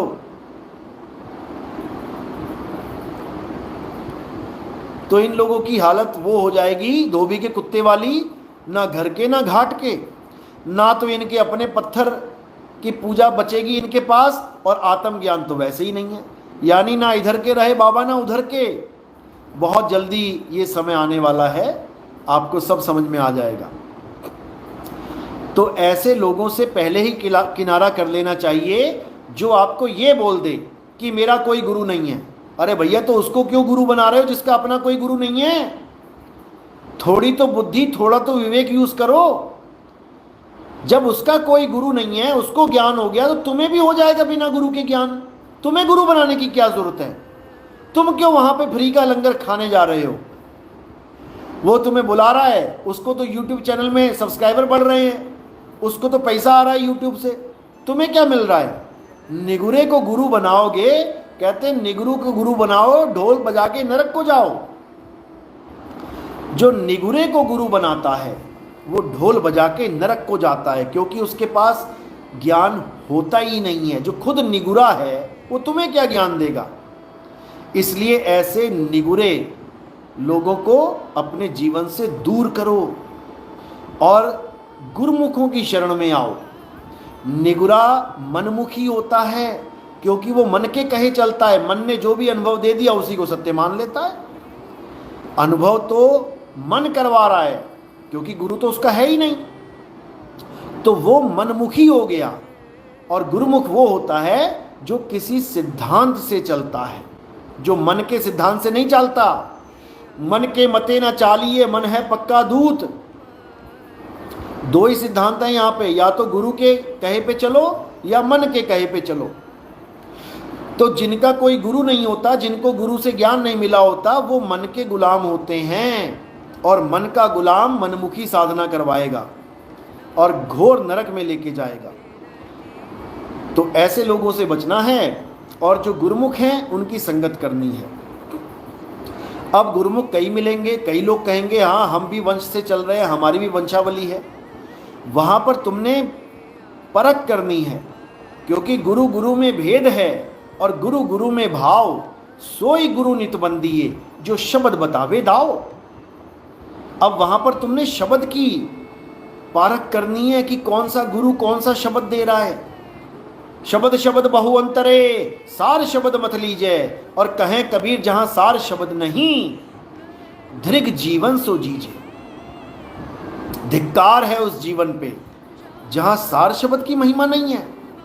और इन कबाड़ पंथियों ने, इन नकली कबीर पंथियों ने सार शब्द को पाखंड बता दिया, क्योंकि इनके पास खुद वो ज्ञान नहीं है जो कबीर साहब समझा रहे हैं। अरे सार शब्द गही बाची हो, मानो एतबारा। कबीर साहब कह रहे हैं कि सार शब्द ग्रहण करके ही तुम बचोगे। वो देव निरंजन तुम्हें फाड़ के खाएगा, तब केवल तुम्हें सार शब्द बचाएगा। और इन्होंने क्या बना दिया? सार शब्द निर्णय का नामा। बताओ कि साखी का निर्णय कर दो, उसका शब्दार्थ कर दो, भावार्थ कर दो, हो गया सार शब्द।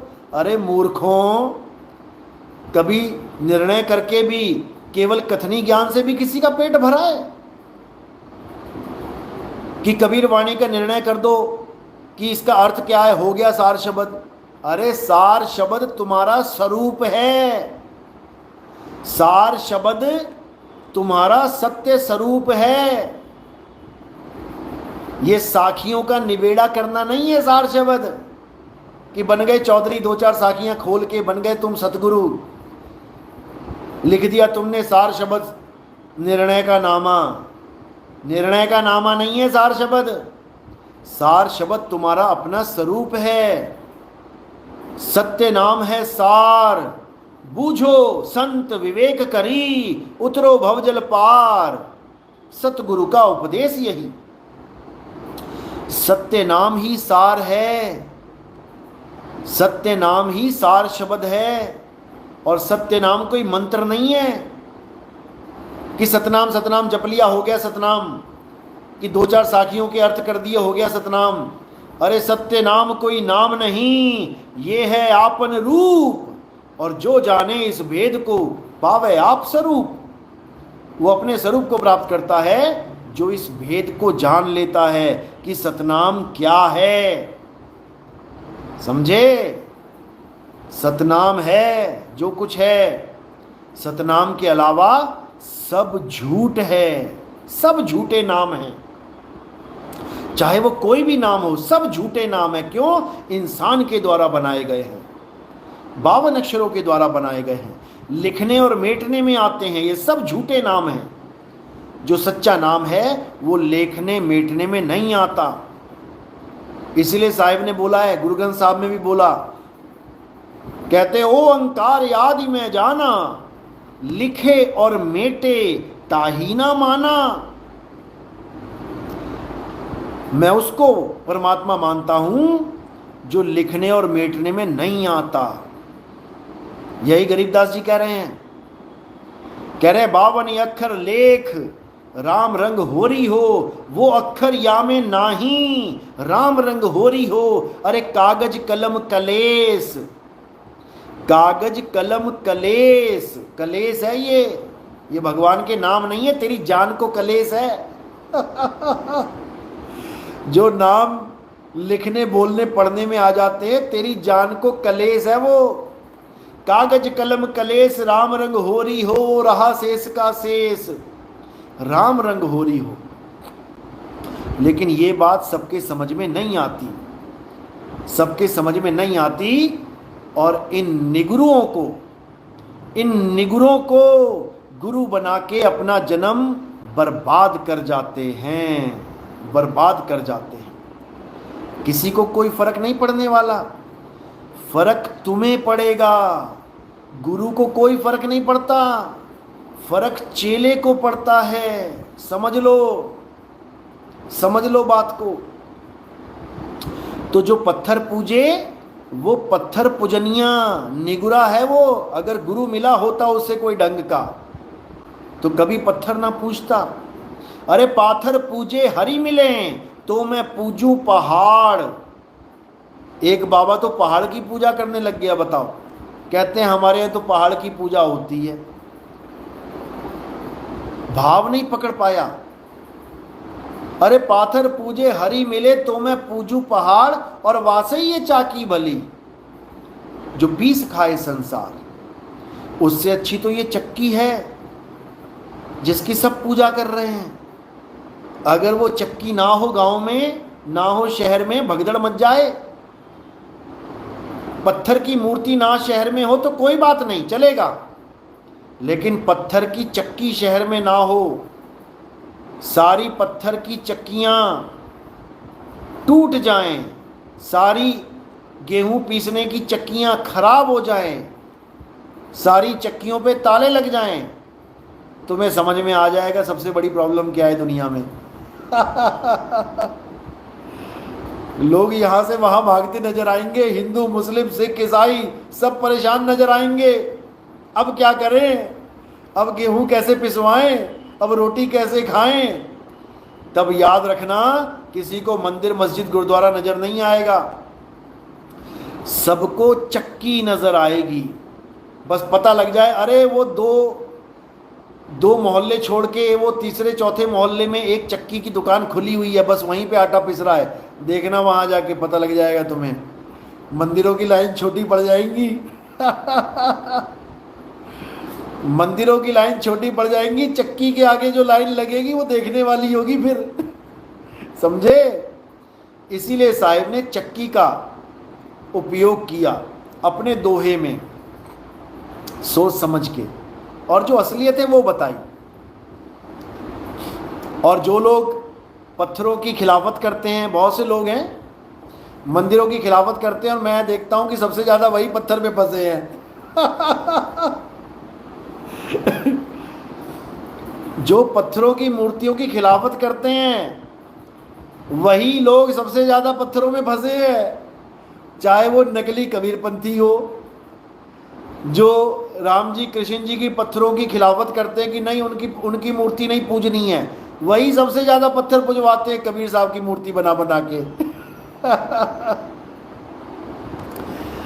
और ये जो अपने बहुजन समाज वाले जो भाई लोग हैं, भगत लोग हैं, वो भी पत्थरों की पूरी खंडन करते हैं कि पत्थरों में क्या रखा है पत्थरों। और सबसे ज़्यादा अंबेडकर जी की मूर्तियां ये बनवाते हैं, चौक चौक पे पत्थर फिट करवा देते हैं। अरे भाई वो भी पत्थर की मूर्ति है, वो भी किसी को ज्ञान नहीं दे रही है। पत्थर की मूर्ति से किसी को ज्ञान नहीं होगा। संविधान पढ़ाओ, ऐसा कुछ करो कि बच्चों की छोटी छोटी क्लासों में थोड़े थोड़े संविधान के लेसन, अध्याय चालू हो जाए। बच्चों को बचपन से ही पता होना चाहिए कि मानव के अधिकार क्या हैं, ये पार्क बना के, अंबेडकर पार्क और ये पार्क वो पार्क बना के ज्ञान नहीं होगा। समझ लो, करोड़ों रुपए पार्कों में लगा दिए, बड़ी बड़ी मूर्तियां बना दी संगमर, उससे क्या हो जाएगा? वही कान ऐसे छोड़ के ऐसे पकड़ा दिया लोगों को। ज्ञान दो, प्रचार करो, ज्ञान बांटो, पर्चे छपवाओ, उस पे संविधान के बारे में लिखो, बताओ, कुछ ऐसा YouTube चैनल पे डालो कि संविधान के बारे में हर चीज़ लोगों को पता लगे। ज्ञान दो, पत्थरों के चक्कर में मत पड़ो। फिर तुम पत्थर लगवाओगे, किसी ने आके उसकी उंगली तोड़ दी बाबा जी की, फिर वहाँ पे दंगे होंगे, फिर वहाँ झगड़े होंगे, फसाद होंगे। या तो सिक्योरिटी दे दो भाई, जैसे मंदिर में सिक्योरिटी होती है, ताला लगा दिया, पंडित जी ने CCTV कैमरा लगा दिया, अब कोई आएगा मंदिर का ताला तोड़ेगा, मूर्ति तोड़ेगा तो CCTV कैमरा में आ जाएगा। अब तुम्हारे बाबा जी की उंगली ऐसे खड़ी है और बिना सिक्योरिटी के खड़ी है। अब कोई अकल से पैदल आदमी आएगा, कोई तुम्हारा दुखिया आएगा, तुमने दुखी कर रखा हो जिसको, बेचारे को गालियाँ दे दे के आके वो रात के अंधेरे में उंगली तोड़ गया। अब वो तो उंगली तोड़ गया और तुम लोगों के सिर तोड़ दोगे, उसके बाद दंगे होंगे, फसाद होंगे, उसका क्या फायदा? उसका क्या फायदा?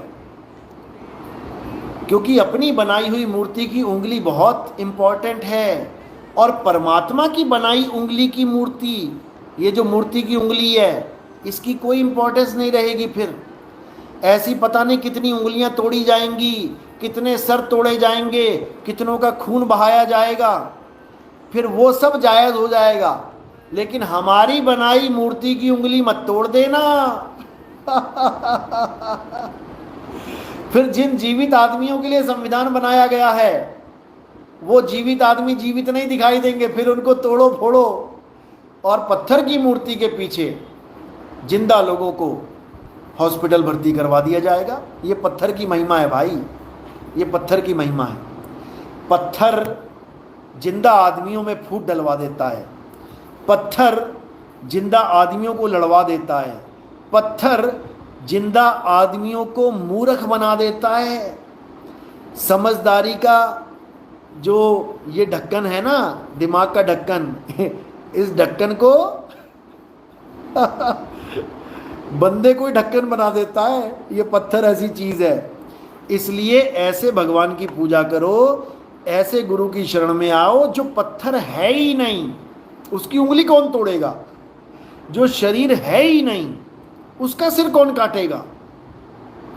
तो बात इतनी सी है भाई, समझ में आ गई तो बहुत अच्छी बात है, नहीं तो ठीक है, पत्थरों से ही भगवान मिलेगा, पत्थरों से ही ज्ञान मिलेगा, तो बांटते चलो, पत्थर फोड़ते रहो, खोपड़ा पत्थर में मार मार के।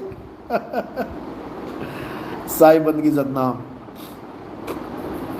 तो भाई शरीरों से ऊपर उठो और आत्मा को जानो। आत्म तत्व सब में विराजमान है, वो असली राम, आत्म राम सब में विराजमान है।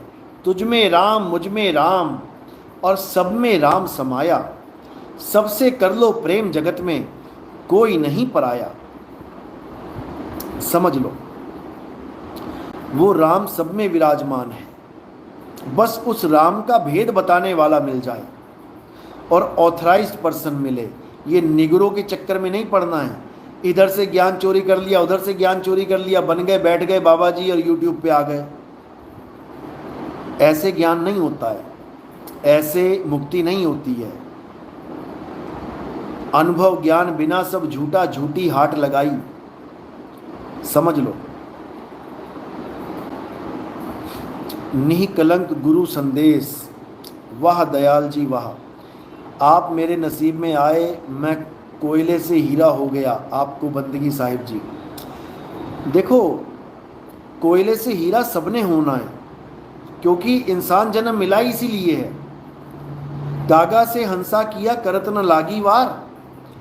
गागा से हंसा होना ही है सबने, तभी जीवन सुधरेगा, नहीं तो नहीं सुधरेगा।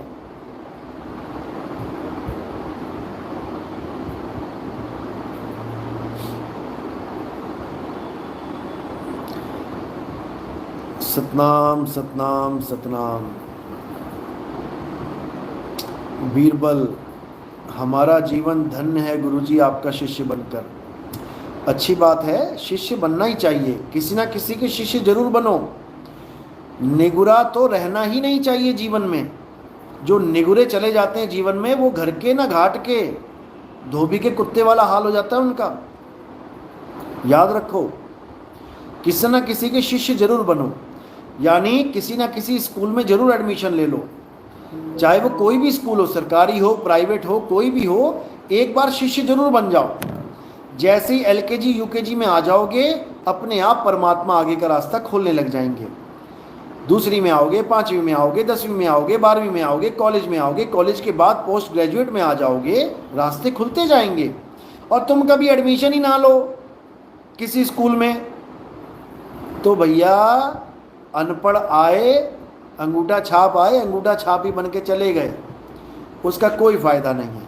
छोटी से छोटी क्लास में भी आने के बाद तुम्हें यह फायदा हो जाएगा कि तुम्हें कोई अंगूठा छाप नहीं कहेगा, तुम अपना नाम लिखना जरूर सीख जाओगे।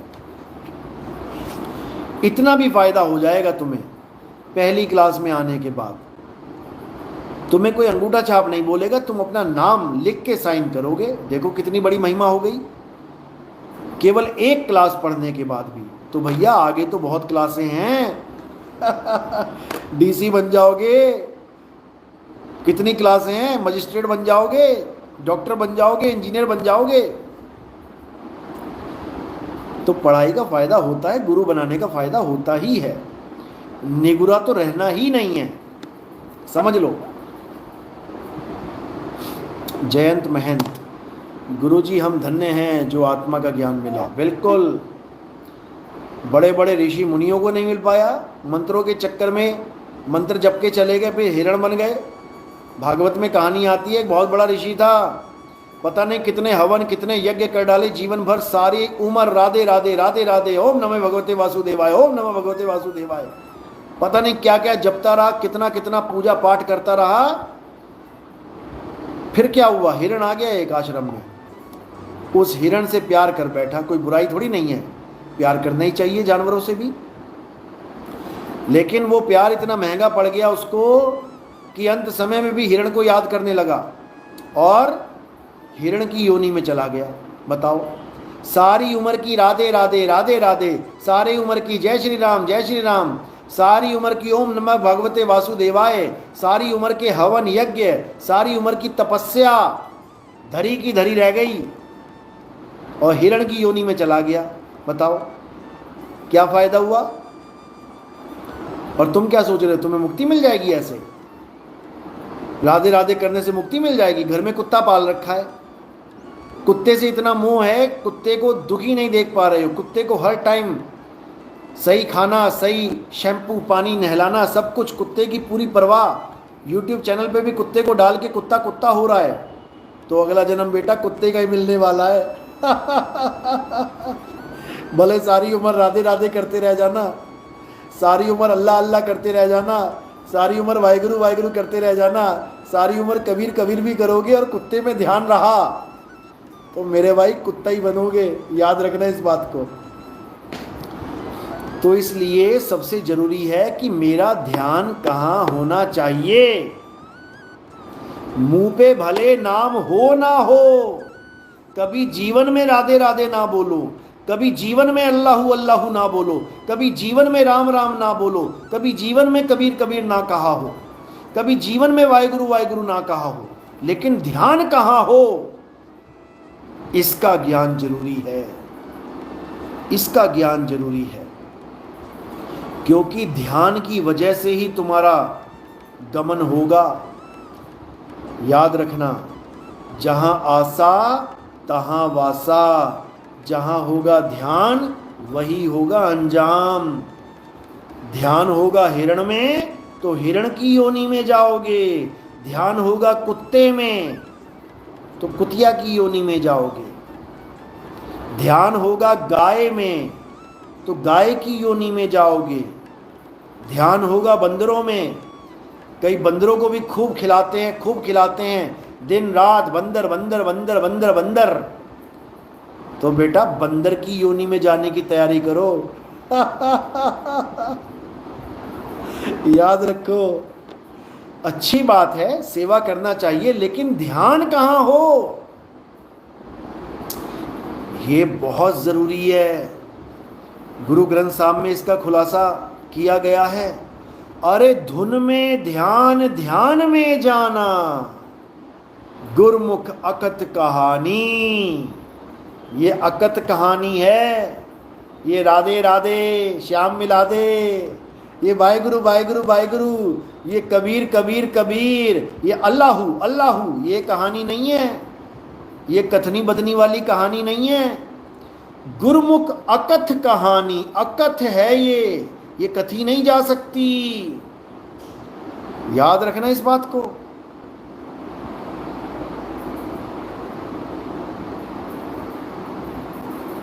तो ये बहुत जरूरी है।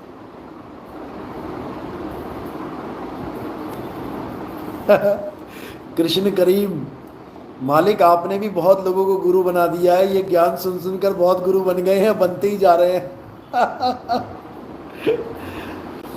देखो, इशारा मैंने पहले ही कर दिया था कि ये एक जन्म है। अब या तो तुम गुरु बन जाओ या चेले बन जाओ, एक ही जन्म है। साहिब कह रहे जो मिला सो गुरु मिला, चेला मिला ना कोई। और गुरु की भक्ति छोड़ के मुक्ति कहां से होए। अब ये जो गुरुवाई का कीड़ा होता है, ये बड़ा खतरनाक होता है। ये देखो, कीड़ा जहां भी लग जाए, आप बढ़िया से बढ़िया फल लेके आओ जो बाहर से एकदम फ्रेश दिखाई दे रहा है, और पूरा दाम दे के आ रहे हो उसका, पूरा दाम। और जैसे ही तुमने उस फल को काटा या उसको चीर के देखा, अंदर कीड़े ही कीड़े हैं, कीड़े ही कीड़े हैं, तो अब फल की कीमत क्या रही? अब उस जो फल की कीमत है, वही इन गुरुआ लोगों की कीमत है, क्योंकि इनके अंदर भी कीड़ा लगा हुआ है। गुरुवाई का कीड़ा, जिसके अंदर गुरुवाई का कीड़ा लग गया, वो डस्टबिन में जाएगा। भले तुम 100 रुपए दे के आए हो उस फल के, लेकिन अंदर कीड़े हैं, तो मेरे भाई वो डस्टबिन में ही जाएगा। और डस्टबिन हमारी वाली एक नहीं है, 84 लाख डस्टबिन है। इतना समझ लो, इतना समझ लो। ये साहिब का संदेश है, मेरा संदेश नहीं है। ये साहिब ने बोला है जो मिला सो गुरु मिला, चेला मिला ना कोई, क्योंकि मुक्ति चेले की होती है, गुरु की मुक्ति नहीं होगी। याद रखना, मुक्ति चेले की होती है। चेला बनो, गुरु के कहे में रहो, मुक्ति होगी। आज हमें भी जो भेष मिला है, गुरु के कहने में मिला है, बिना गुरु के नहीं लिया हमने भेष। ये भी गुरु की रजा में रहना है, गुरु के कहने में रहना है। और नितिन दास ने ये पहले ही समझा दिया है तुम्हें कि अब इसके बाद हमारे पंथ में गुरुवाई नहीं चलेगी। हमारे पंथ में सब चेले बनेंगे, चेला बन के भक्ति करेंगे, मुक्ति को प्राप्त करेंगे। गुरु की जरूरत ही नहीं बचेगी। गुरु की जरूरत तब होती है जब तुम्हें ज्ञान ना पता हो, ज्ञान लेने की गुरु की। अरे जब सारा ज्ञान खोल दिया जाएगा तो किसी गुरु की जरूरत है ही नहीं। जो ज्ञान खोला गया है, उस ज्ञान को धारण करके तुमने रहनी गहनी में आ जाना है, मुक्ति हो जाएगी। इसीलिए साहिब ने कहा सब पंथ मेट के एक पंथ चलाऊं। साहिब को कहने की क्या जरूरत है? वो क्यों कह रहे हैं कि अब सारे पंथों को मेट के एक पंथ चलाया जाएगा? इसका मतलब वो भी इनडायरेक्टली यही समझा रहे हैं कि अब किसी गुरु की जरूरत नहीं रहेगी तुम्हें। अब ये काया माया का खेल नहीं चलेगा। जब आएगा बीसम बीसा ना रहेगा, ईसा ना रहेगा, मूसा राज करेगा जगदीसा। ऐसे ही नहीं बोला गया है। और अगर कोई अभी भी गुरुवाई के चक्कर में सोच रहा है कि मैं भी गुरु बन जाऊं, कई तो ऐसे चेले हैं मुझसे बिना पूछे दाढ़ी बढ़ा के, बाल बढ़ा के, सफेद चोले पहन लिए उन लोगों ने। हमारे ही चेले ऐसे हैं। अब ये क्या है? कीड़ा, कीड़ा लग गया। और जिसके कीड़ा लग गया वो डस्टबिन में गया, समझ लो। जिसके कीड़ा लग गया वो डस्टबिन में गया, उसको कोई बचाने वाला नहीं है, नहीं है, नहीं है। समझ लो।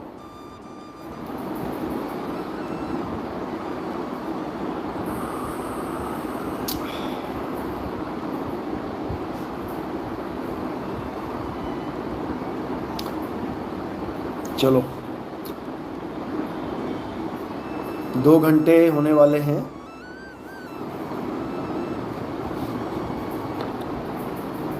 अब आप लोग आराम करें, और जो समझाया है आज के सत्संग में, एक एक बात को अच्छे से दिमाग में डाल लो कि निगुरे से तो किनारा करो। सबसे पहले निगुरे को त्यागो। कोई निगुरे को गुरु बनाने वाला है तो उससे फूटी किस्मत किसी की नहीं है, किसी की नहीं है। अरे जो खुद सत्य को ना जान पाया वो तुम्हें क्या सत्य बताएगा। तुम ऐसे टीवी मैकेनिक के पास काम सीख रहे हो जिसको खुद ही नहीं पता कि टीवी खोल के मैं क्या करूं क्या ना करूं क्योंकि उसने गुरु बनाया ही नहीं। पहले तो उसको त्यागो, बाकी बात की बात है।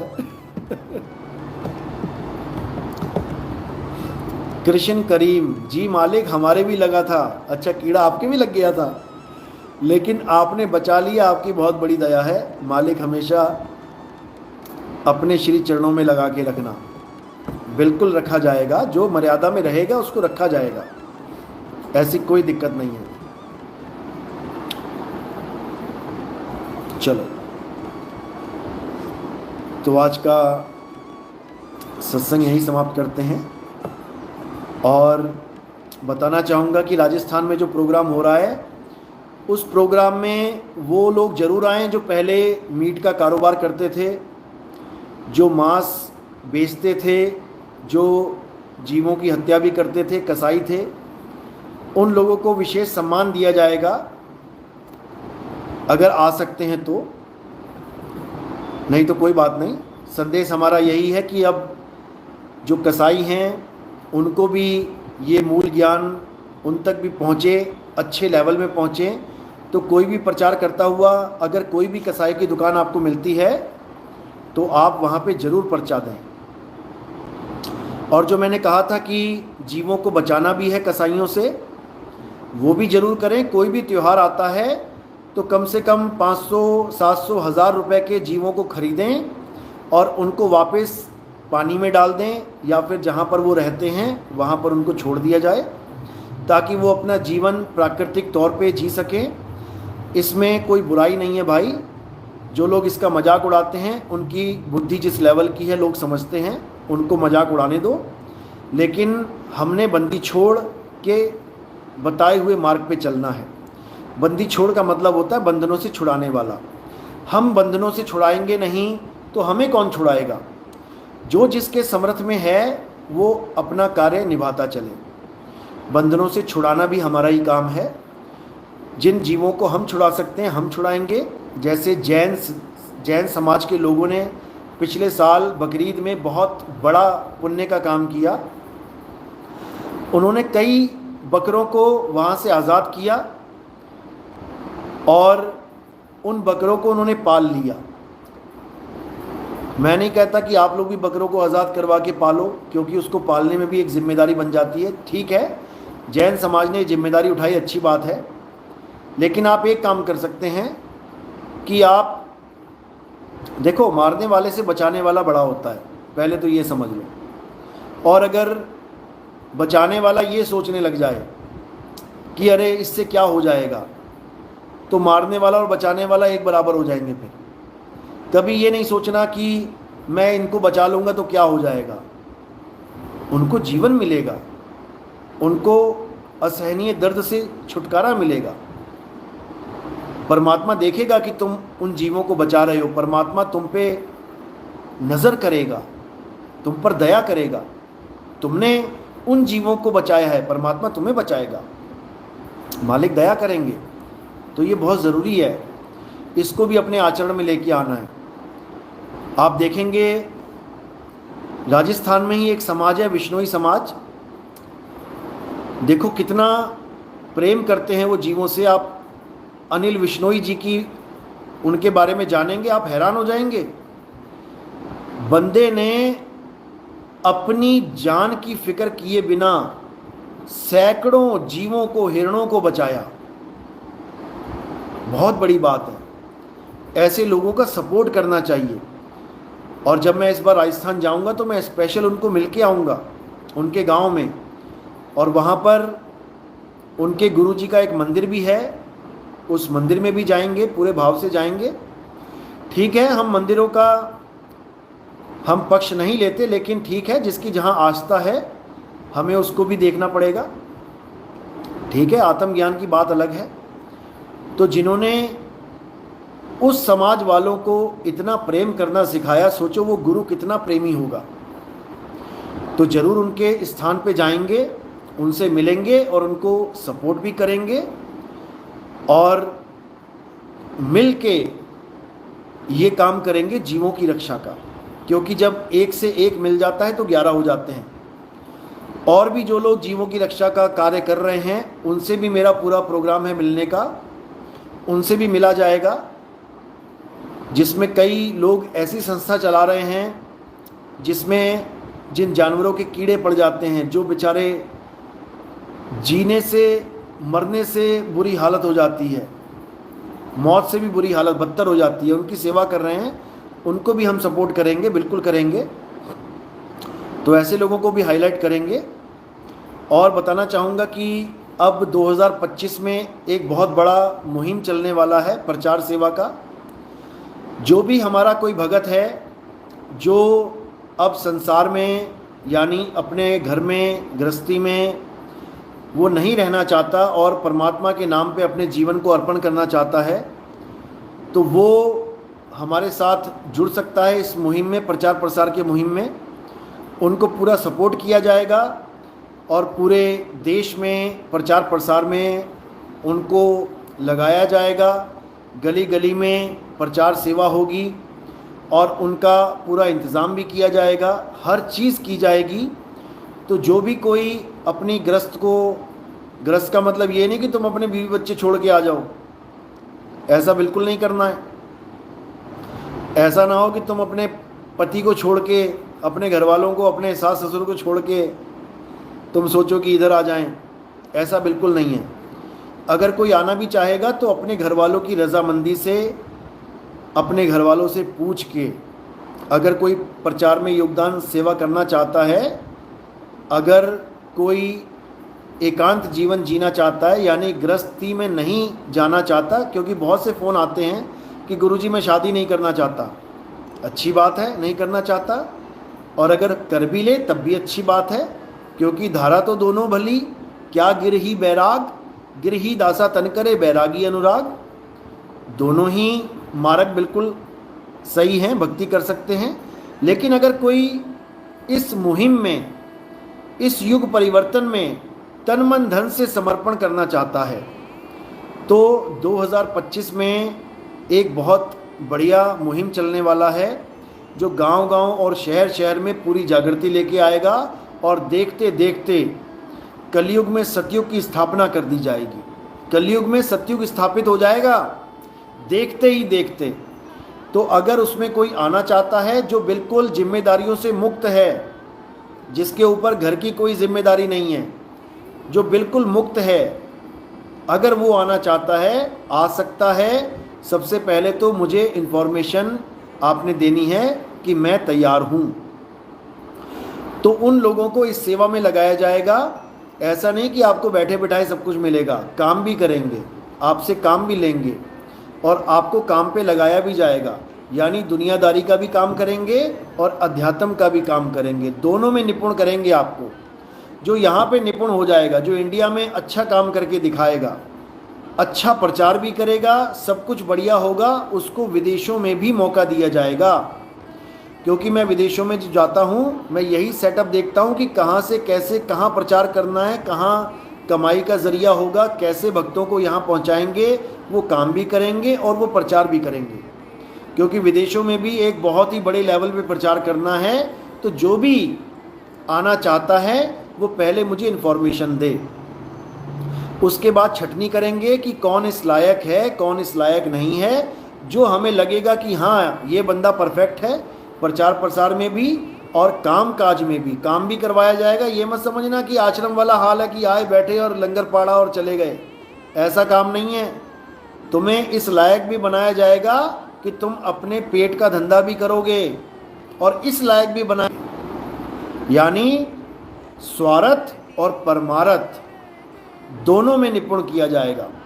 तो यहाँ पर पूरे अच्छे से समझाया जाएगा, और जब बहुत निपुण हो जाओगे 2 साल 4 साल 5 साल में, तो आपको विदेशों में भी मौका मिलेगा, और आप वहाँ पर जाके भी, जो मैं लोगों को मिलता हूँ, एक पूरा प्लेटफॉर्म तैयार किया जाएगा, वहाँ पे जाके भी आप प्रचार कर पाएंगे।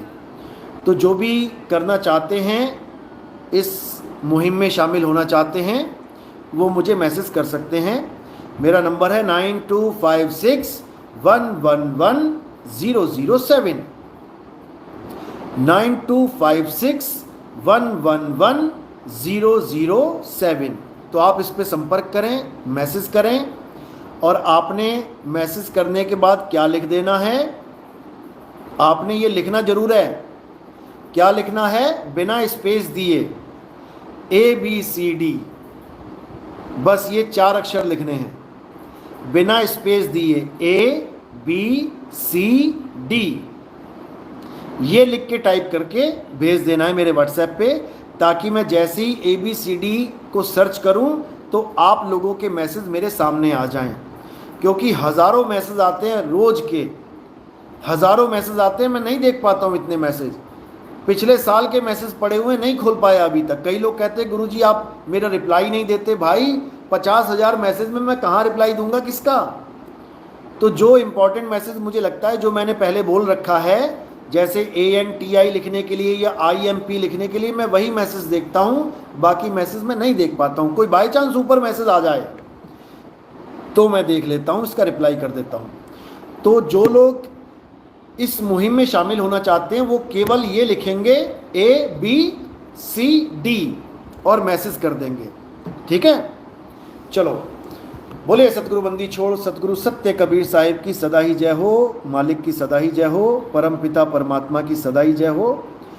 हमारा भारत विश्व गुरु बने, कलयुग में सतयुग आए, हर जगह प्रेम ही प्रेम हो, हिंदू मुस्लिम सिख ईसाई का झगड़ा खत्म हो जाए, हमारा देश भ्रष्टाचार मुक्त हो, एक अच्छे समाज का हम निर्माण कर सकें, हर तरह की बुराइयों को हम ख़त्म कर सकें।